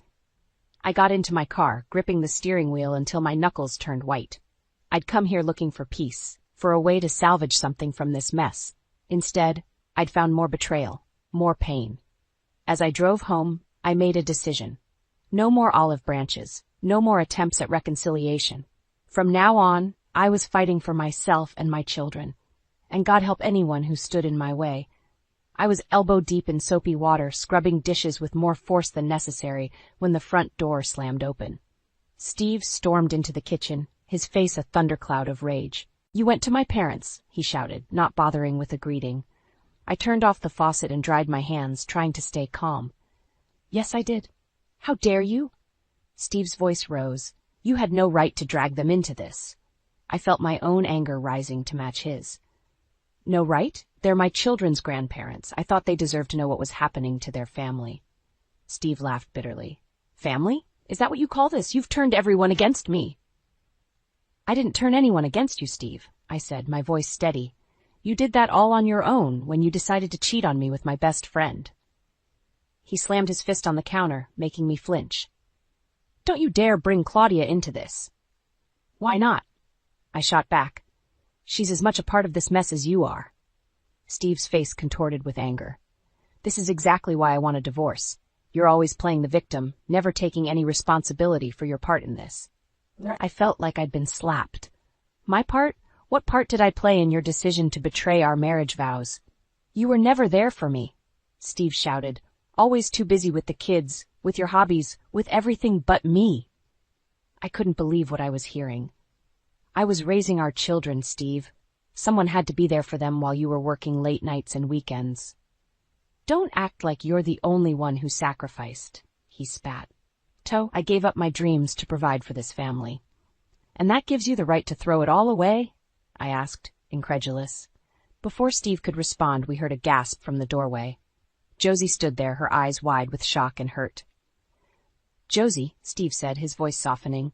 Honey, I'm sorry. We didn't mean for you to hear that. Josie shook her head, backing away. How could you say those things, Dad? How could you blame Mom for what you did? Steve reached out to her, but she turned and ran upstairs. We heard her door slam shut. The fight seemed to drain out of Steve. He slumped against the counter, suddenly looking old and tired. This is why I didn't want to involve the kids, he said quietly. I felt a surge of protective anger. They're already involved, Steve. They're living this nightmare right along with us. He looked at me, his eyes pleading. Can't we try to make this work? For their sake? For a moment, I almost wavered. Then I remembered the look on Josie's face, the pain in Jesse's eyes when he found out about the affair. No, I said firmly. We can't. It's too late for that. Steve's face hardened. Fine. If that's how you want it, we'll do this the hard way. I'm calling my lawyer in the morning. As he turned to leave, I felt a strange sense of calm wash over me. "Steve," I called after him. He paused at the door, not turning around. "I want you out of the house by the end of the week," I said. "The kids and we need space to heal." Steve's shoulders slumped, but he nodded. Without another word, he left. I sank into a chair at the kitchen table, my mind racing. This was it. There was no going back now. We were really getting a divorce. I heard footsteps on the stairs and looked up to see Jessie and Josie standing in the doorway, holding hands. Their faces were a mix of fear and determination. "Mom," Jessie said softly. "What happens now?" I took a deep breath, steeling myself for what lay ahead. "Now, we fight for our family, for our future. It won't be easy, but we'll do it together." As I looked at my children's faces, I knew I had made the right decision. No matter what Steve or his parents or anyone else threw at us, we would face it as a team. And somehow, someway, we would come out stronger on the other side.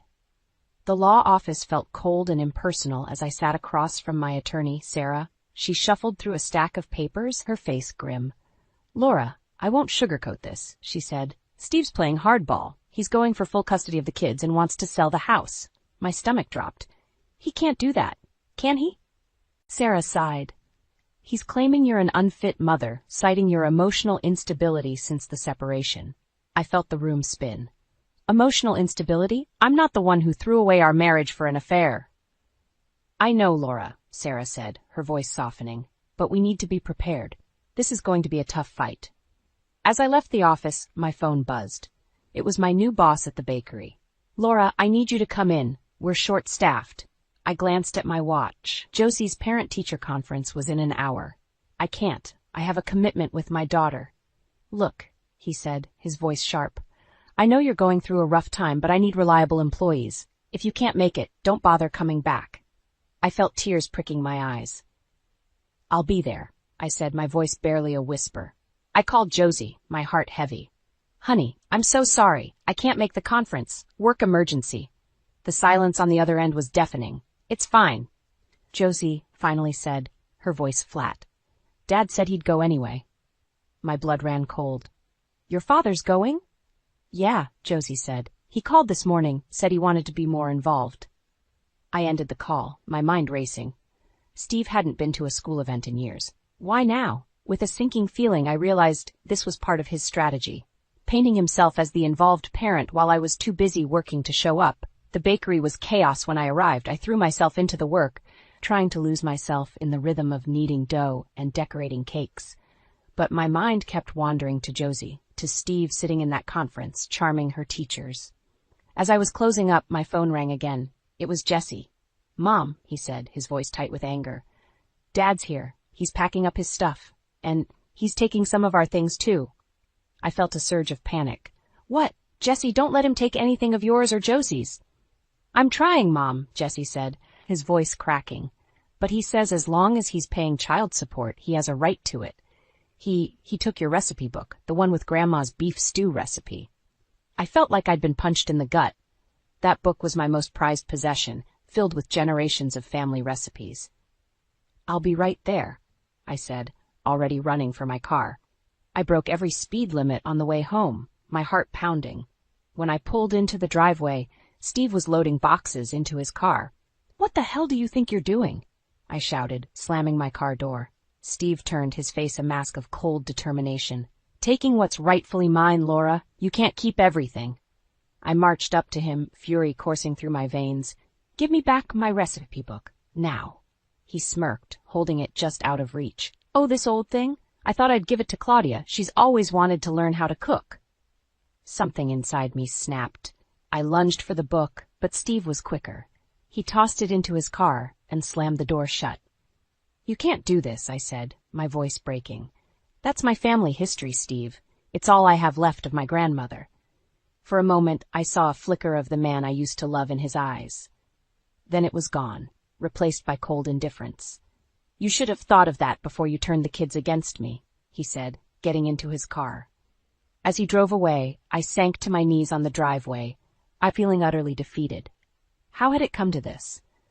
How had the man I'd loved for 20 years become this stranger who seemed bent on destroying me? I felt a hand on my shoulder and looked up to see Jessie and Josie standing there, their faces a mix of anger and concern. "Mom," Jessie said softly, "what are we going to do?" I took a deep breath, forcing myself to stand. "We're going to fight," I said, my voice stronger than I felt. "Whatever it takes, we're going to fight." As we walked back into the house, I knew we were facing our toughest battle yet. But looking at my children, I also knew I had no choice but to win. For their sake and for mine. The phone rang, piercing the quiet of the kitchen. I glanced at the caller ID and froze. "Steve." "Hello," I answered, my voice wary. "Laura, we need to talk," Steve said, his tone uncharacteristically subdued. "Can we meet?" My heart raced. After weeks of bitter legal battles and emotional turmoil, what could he possibly want? "I don't think that's a good idea, Steve," I replied, trying to keep my voice steady.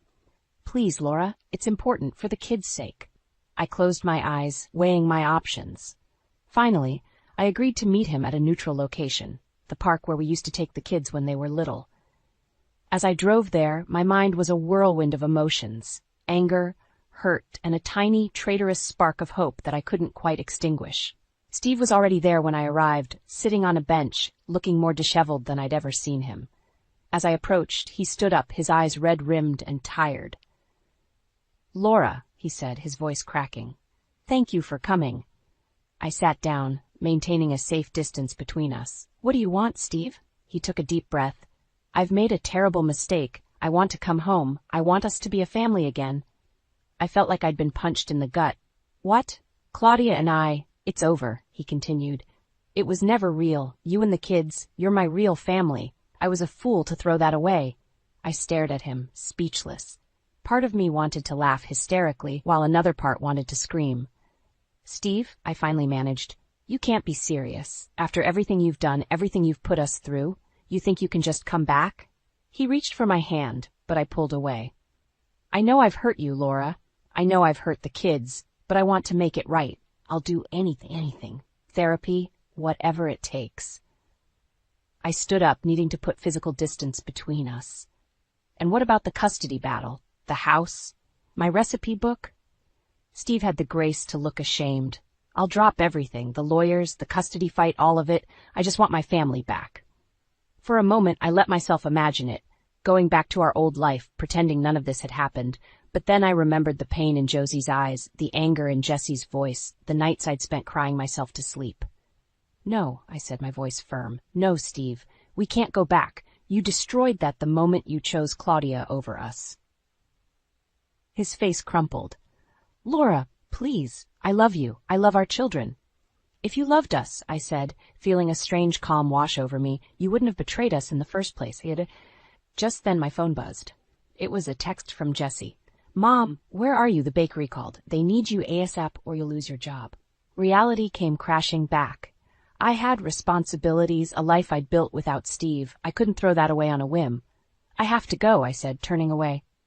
Steve grabbed my arm. "Laura, wait. Don't do this. Don't throw away 20 years of marriage." I yanked my arm free, fury rising in me. "I didn't throw it away, Steve. You did, and now you have to live with the consequences." As I walked away, Steve called after me, his voice desperate. "What about the kids? Don't they deserve a chance to have their family back?" I stopped, turning to face him one last time. Our kids deserve parents who respect themselves and each other. They deserve stability and love, not broken promises and shattered trust. With that, I got in my car and drove away, leaving Steve standing alone in the park where we'd once been happy. As I raced to the bakery, my mind was a whirlwind of emotions. Had I made the right choice? Was I denying my children a chance at having their father back? But then I remembered the strength I'd found in myself, the resilience I'd seen in Jessie and Josie. We'd been through hell, but we'd survived. We'd built a new life, a stronger family unit. I pulled into the bakery parking lot, took a deep breath, and stepped out of the car. Whatever challenges lay ahead, I knew one thing for certain: we would face them together, without Steve. Our family might be smaller now, but it was unbreakable. As I walked into the bakery, ready to fight for my job and our future, I felt a sense of peace wash over me. For the first time in months, I knew without a doubt that I had made the right decision. The day of Jessie's college graduation dawned bright and clear. As I stood in the kitchen preparing a special breakfast, I couldn't help but marvel at how far we'd come. The doorbell rang and my heart skipped a beat. I knew who it was. "I'll get it," Jesse called from the living room. I heard muffled voices, then Jesse appeared in the kitchen doorway, his face a mix of emotions. "Mom, Dad's here. He wants to talk to all of us." I took a deep breath, steeling myself. Okay, let's hear what he has to say. We gathered in the living room, Josie perched on the arm of my chair, Jesse standing protectively nearby. Steve sat across from us, looking uncomfortable in his suit. "I know I have no right to be here," Steve began, his voice shaky, "but I couldn't miss Jesse's graduation, and I wanted to apologize to all of you." I felt Josie stiffen beside me while Jesse's face remained impassive. Steve continued, "I've been selfish and stupid. I threw away the best thing in my life for nothing. Claudia left me. My parents barely speak to me. I've lost everything." "That's not our problem, Dad," Jesse said, his voice cold. "You made your choices." Steve nodded, his eyes filling with tears. "I know, and I'll regret those choices for the rest of my life. But I was hoping maybe we could start over? Be a family again?" I felt a surge of anger, remembering all the pain we'd endured. But before I could speak, Josie stood up. "A family," she said, her voice trembling. "We are a family, Dad. Mom, Jesse, and me. We've been there for each other through everything. Where were you?"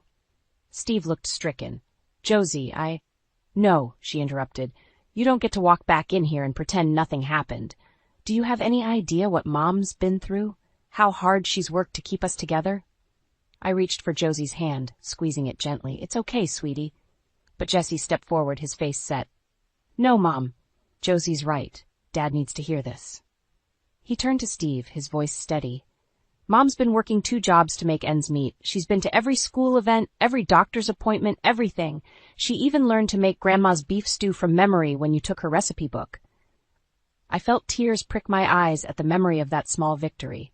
Steve looked at me, his face a mask of shame. "Laura, I had no idea. I'm so sorry." For a moment, I saw a flicker of the man I'd once loved, but then I remembered all we'd been through, all we'd overcome. "I appreciate your apology, Steve," I said, my voice calm, "but we can't go back. We've moved forward and we're stronger for it." Steve nodded, defeat etched in every line of his face. "I understand. I hope someday you can forgive me." As he stood to leave, Jesse spoke up. "Dad, I still want you at my graduation, but not as my father. As a guest who's watching from afar, seeing what he lost." Steve's eyes filled with tears, but he nodded. "Thank you, Jesse. That's more than I deserve." After he left, we sat in silence for a moment. Then Josie turned to me, her eyes shining. "Mom, I'm so proud of you. Of us." Jesse nodded, pulling us both into a hug. "We made it, didn't we?" I held my children close, feeling a wave of love and pride wash over me. "Yes, we did, and we'll keep making it, every single day." Later, as we sat in the auditorium watching Jesse receive his diploma, I caught sight of Steve sitting several rows back. Our eyes met for a moment, and I saw regret and longing in his gaze, but I felt no answering pull in my heart. Instead, I turned back to Josie, squeezing her hand as we cheered for Jesse. This was our family now, smaller perhaps, but stronger and more resilient than ever.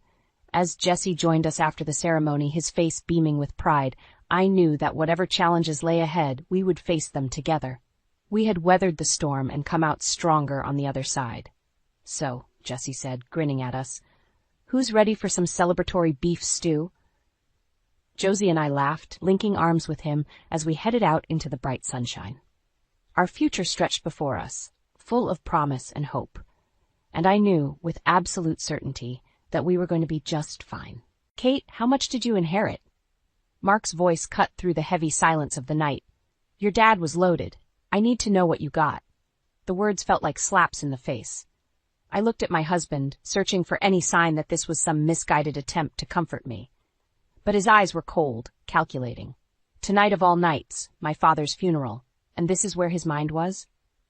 "Nothing," I said, my voice steadier than I felt. "There wasn't anything left by the time the medical bills were paid." Mark's lip curled into a sneer. "Really? Is that the story you're sticking with?" I stood my ground. "Yes, it is." He scoffed and turned away, mumbling something about how incompetent my brother Mike must have been in handling everything. I could feel the unease settle deep in my gut. Mark's true intentions were becoming clear, and they weren't pretty. I moved to the kitchen, needing a moment away from his probing eyes. I started the kettle, hoping a cup of tea might soothe my nerves, but the quiet clinking of the spoon in my mug did nothing to drown out the alarming thoughts racing through my head. Mark's voice reached me even from the other room. "I need a drink," he grumbled, the sound of him rummaging through the liquor cabinet, loud and grating. How had I missed these signs? Or had I just ignored them, hoping things would magically get better? He walked into the kitchen, glass of whiskey in hand. "You know, I thought marrying you meant a step up in the world," he said bluntly. But apparently I was wrong. I didn't reply. Words felt useless against his blatant greed. I just stared into my tea, feeling more alone than ever. After a tense silence, he finally left the room. I heard the TV flicker on, blaring some mindless show. I clenched my fists around the mug. This was the moment, right now, where everything broke open. I couldn't ignore who he was anymore, and I certainly couldn't let him have any power over my future. I decided to keep a closer watch on him. It was clear now that I couldn't trust him, that whatever affection we once shared had withered away, replaced by his hunger for wealth and status. A few days later, I received a call from my mother, Paula. She didn't offer condolences or ask how I was doing, just launched into complaints about sorting out Dad's affairs. Typical. She always favored Mike, and I was used to being the afterthought. "Kate, I need you to help with the house," she droned. "Sure, Mom," I replied mechanically. "I'll be over tomorrow." "Bring Mark," she added. "We could use a man's help." I felt my frustration spike, but kept my voice even. "Mark's busy. It'll just be me." The call ended abruptly, and I sat there, the phone still pressed to my ear long after she hung up. Mark breezed into the room just then, sipping another whiskey. "Spout, pack your things," I said suddenly. He looked at me, puzzled. "What for?" "We're going to Mom's tomorrow. She needs help with Dad's stuff." He scowled. "Are you serious? I have better things to do." "You're coming," I replied firmly, our eyes locking in a silent battle. Eventually, he shrugged and walked away. That night, as I lay in bed, I listened to his soft snores and felt a pit of fear and determination grow within me. This facade was crumbling, and soon everything would come to light. It was time to brace myself for the storm. I pulled up to the old family home, a sense of dread settling over me.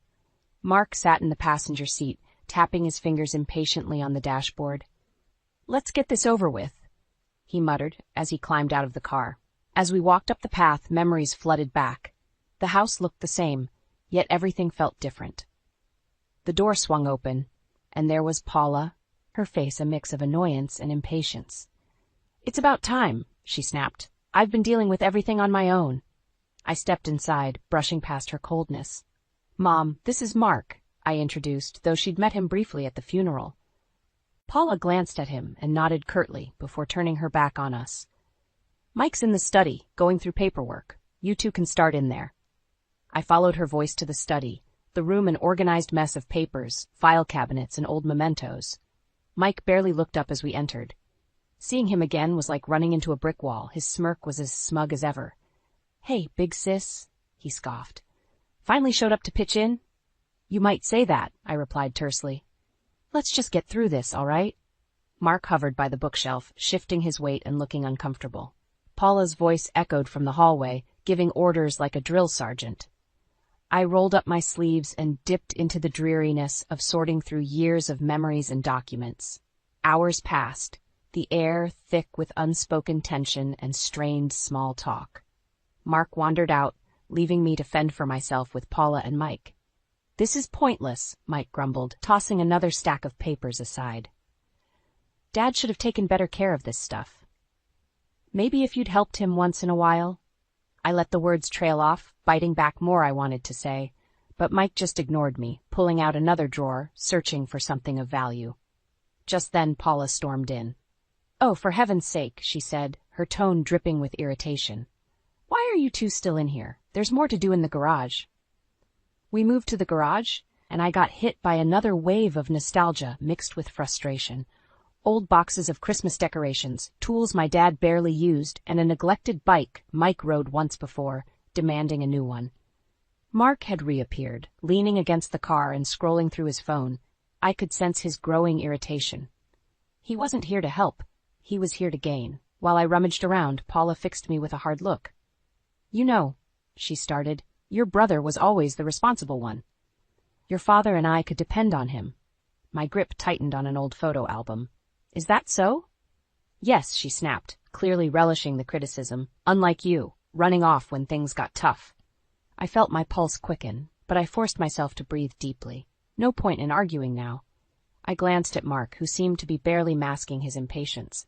For the first time, I felt a flicker of anger at him, not just for his greed, but for what I now saw as a willful blindness to the person I had become. Eventually, exhausted and angry, we decided to call it a day.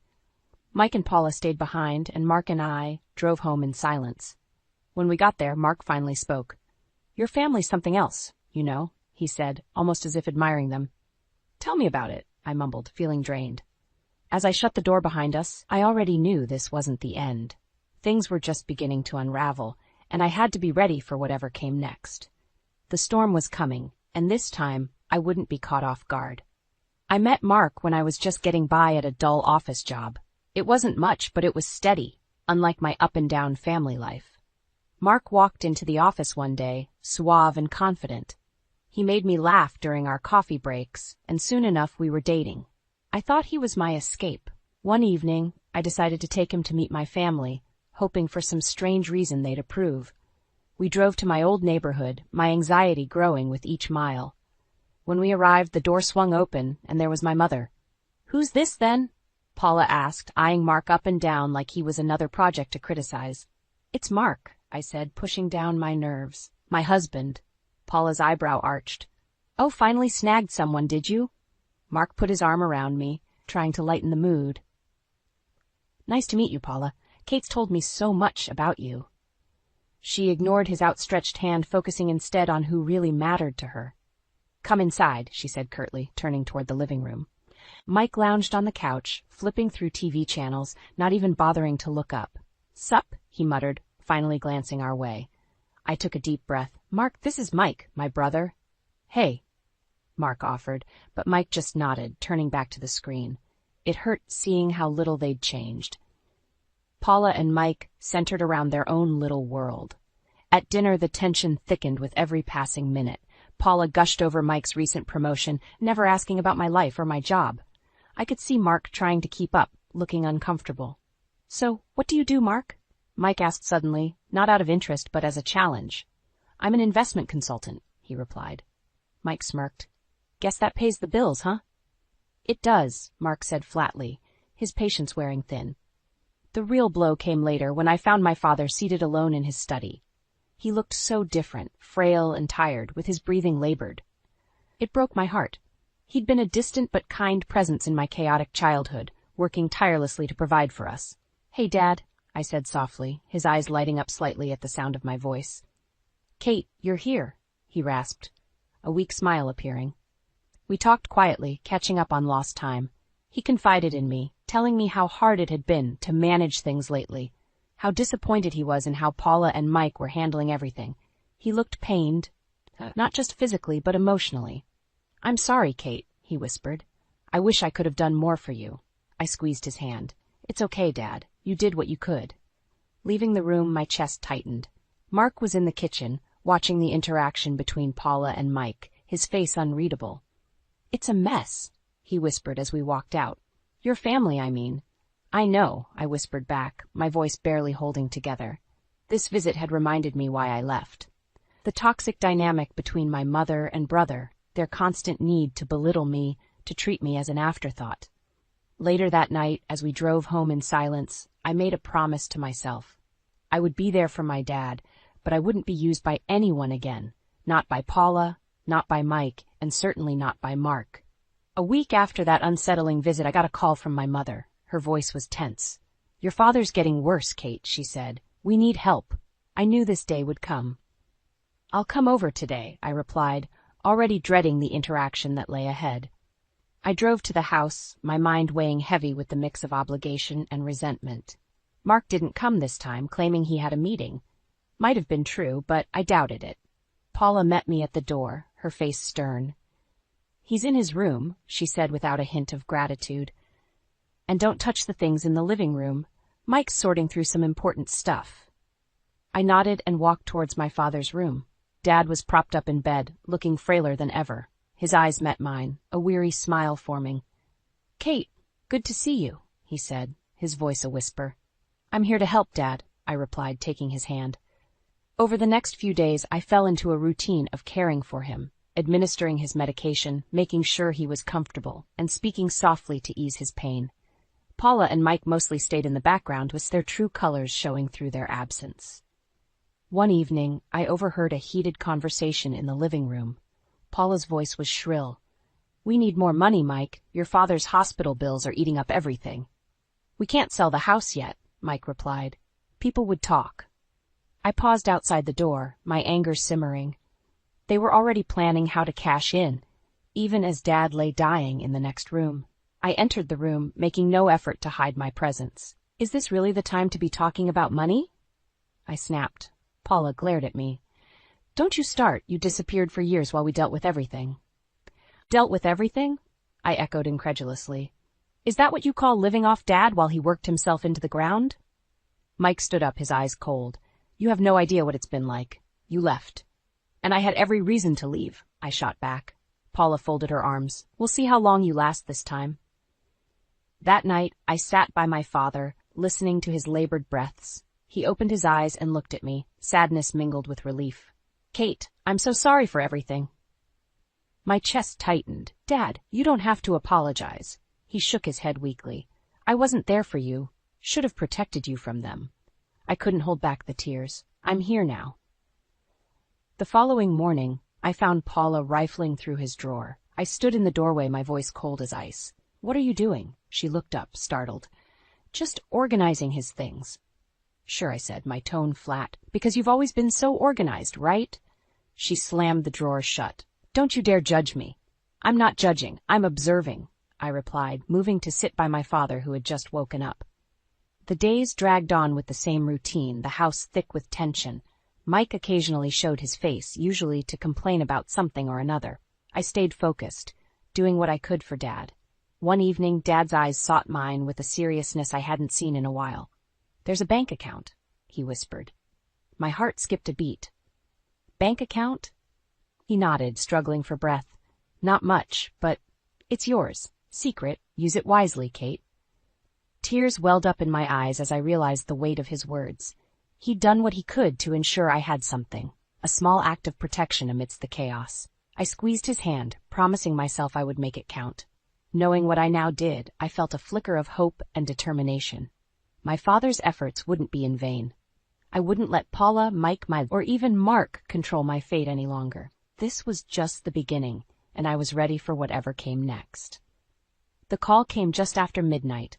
I had been tossing and turning in bed, my mind restless, when the phone rang, cutting through the silence. "It's your father." Paula's voice was clipped, devoid of emotion. "He's been taken to the hospital." I scrambled out of bed, barely replying as I threw on some clothes and grabbed my keys.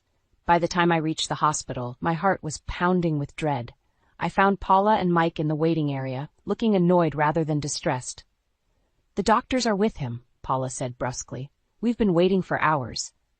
I didn't bother to respond. Rushing past them, I found the room where Dad lay, surrounded by machines and tubes. He looked impossibly weak, barely recognizing me as I stepped closer. "Kate," he murmured.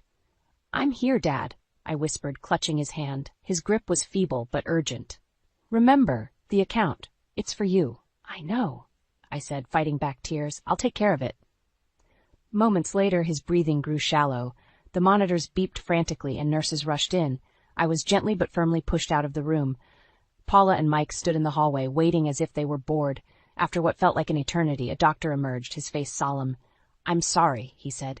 "He didn't make it." Paula's face hardened, betraying nothing. Mike sighed, as if inconvenienced. I fought to keep my composure, feeling a mix of grief and rage. They didn't even care. Back at the house, it didn't take long for tensions to explode. As I gathered some of Dad's belongings, Mike cornered me in the hallway. "What's this about a secret account?" he demanded. I stared at him, anger flaring. "None of your business." He stepped closer, his face contorted with a smirk. I know he said something to you. You think you're getting away with it? Paula appeared behind him, arms crossed. Don't hold out on us, Kate. Whatever your father left, it's family property. Don't you dare, I snapped, my voice shaking with incredulity. You two leeched off him your whole lives. This is mine. Mike lunged, grabbing my arm. You're not taking anything, you ungrateful. I yanked free, my temper boiling over. Get your hands off me. Mark chose that moment to stroll in, smirking as he took in the scene. What's all this commotion? Kate thinks she's entitled to Dad's secret stash, Mike sneered. Secret stash? Mark's eyes lit up greedily. Fed up? I turned to leave, but Paula blocked my path. You're not going anywhere, she spat. Not until you tell us where that money is. Over my dead body, I hissed, pushing past them. I stormed out, my heart racing. This wasn't just about the money anymore. It was about standing up to them, about breaking free from their grasp. I knew what I had to do, and I wasn't going to back down. That night, I sat in my apartment, clutching the small bank booklet Dad had given me. The modest sum was enough to start fresh, to carve out a new path for myself. Their selfishness and greed had pushed me too far.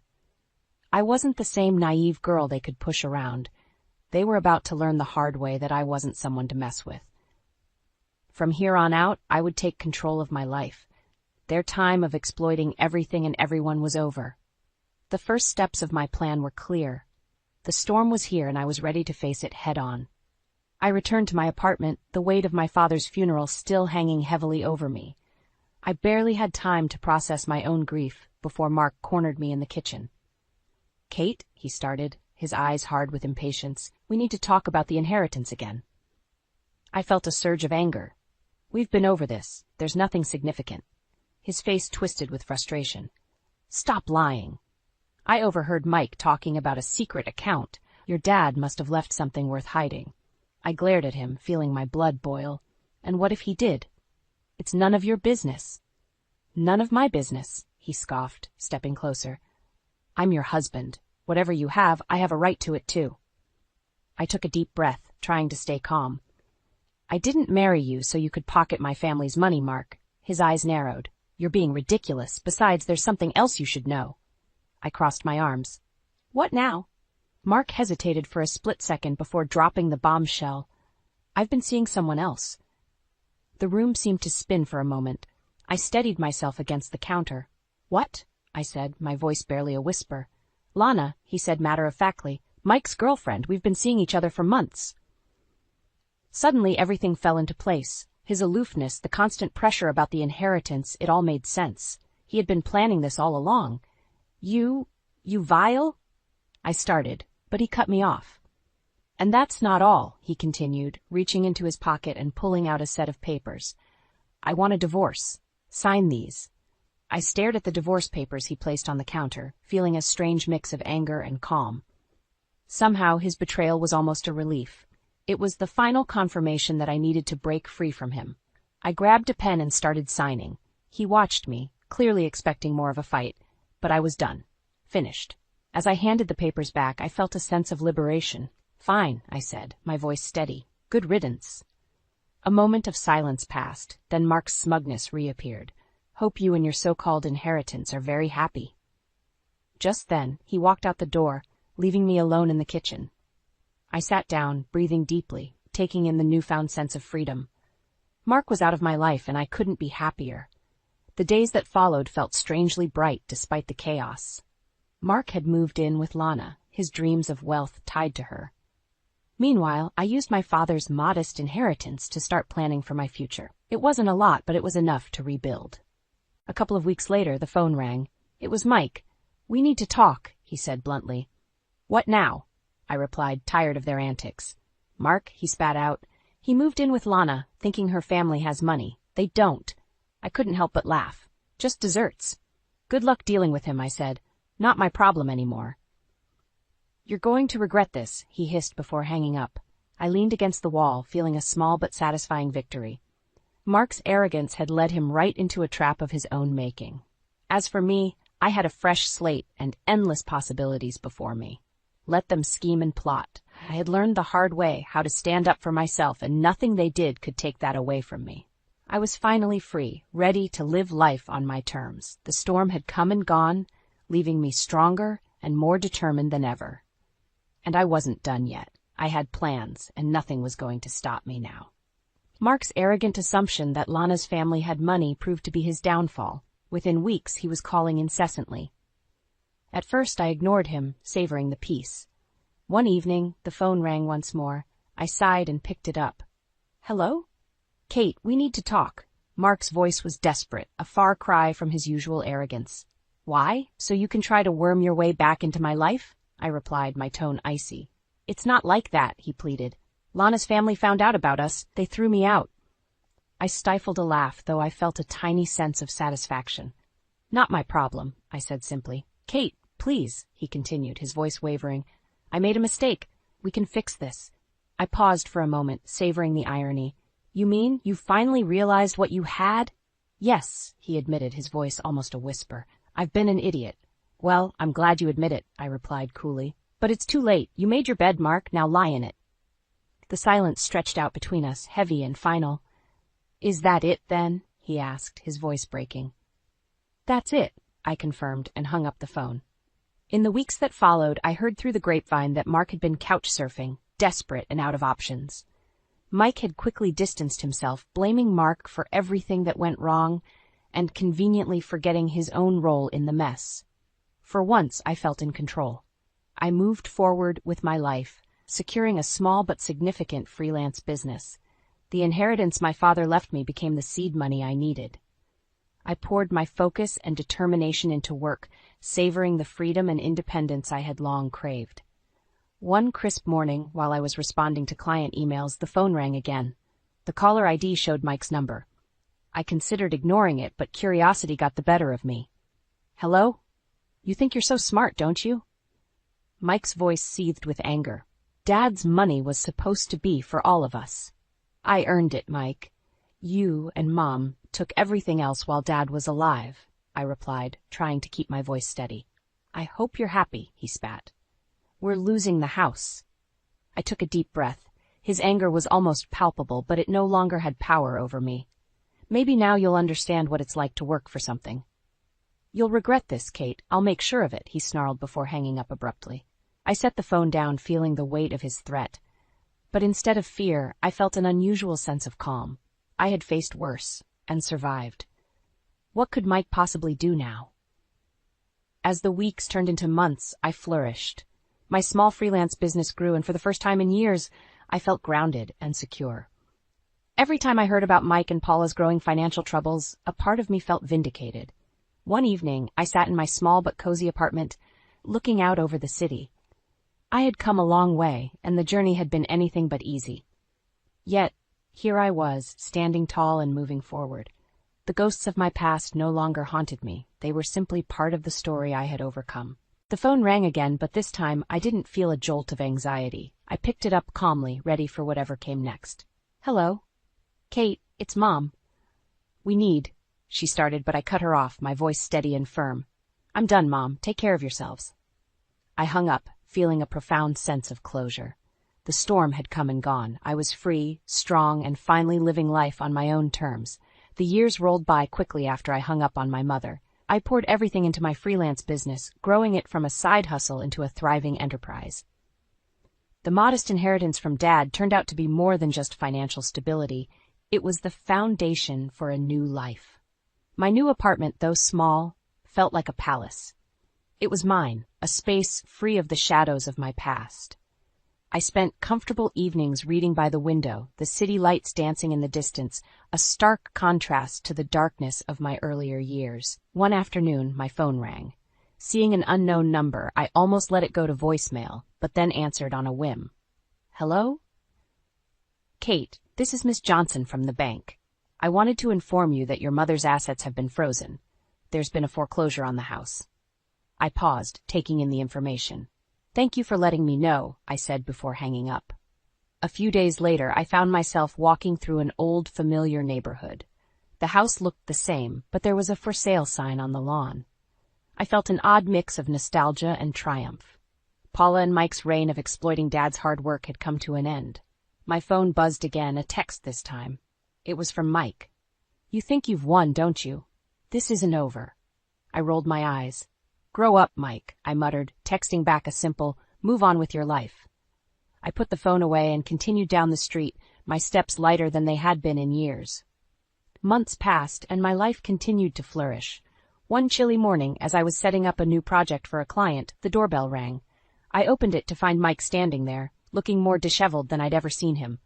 "Kate," he began, desperation in his voice. "I need help." I sighed, stepping outside and closing the door behind me. "Mike, you've had chances, plenty of them. It's different now. We've lost everything. Mom's sick," he pleaded, his bravado gone. "Look, I can't keep being your crutch. You need to stand on your own," I said, my voice firm but not unkind. "We're family," he insisted. "Family?" I scoffed. "You never acted like it. You chose to ignore Dad's wishes, and now you're paying the price." His shoulders slumped. For a moment, I almost pitied him. Almost. "You need to go," I said finally. "Figure out your life." He nodded, tears brimming in his eyes. "I'm sorry, Kate." I watched as he walked away, a sense of finality settling over me. It wasn't my job to fix their mess anymore. I had my life to live and my own path to follow. As weeks turned into months, I started receiving updates on Paula and Mike through old neighbors. Their lives had become a cycle of struggle and regret. Strangely, I felt no satisfaction, just a profound sense of relief that I had escaped that toxic environment. One day, while taking a break from work, I found myself heading to a small, secluded park not far from my apartment. It was a quiet place, full of large oak trees and benches. I picked one near a small pond and sat down, the cool breeze soothing. As I sat there, I felt an odd sense of closeness to my father. It was almost as if his spirit was there, watching over me. I closed my eyes, taking in the peace of the moment. "I've come a long way, Dad," I whispered to the wind, feeling his presence in the rustling leaves. Opening my eyes, I looked at the world around me with a sense of accomplishment. I had fought hard for this peace, and I would cherish it. There was a future ahead, bright and full of promise, and I was ready for whatever came next.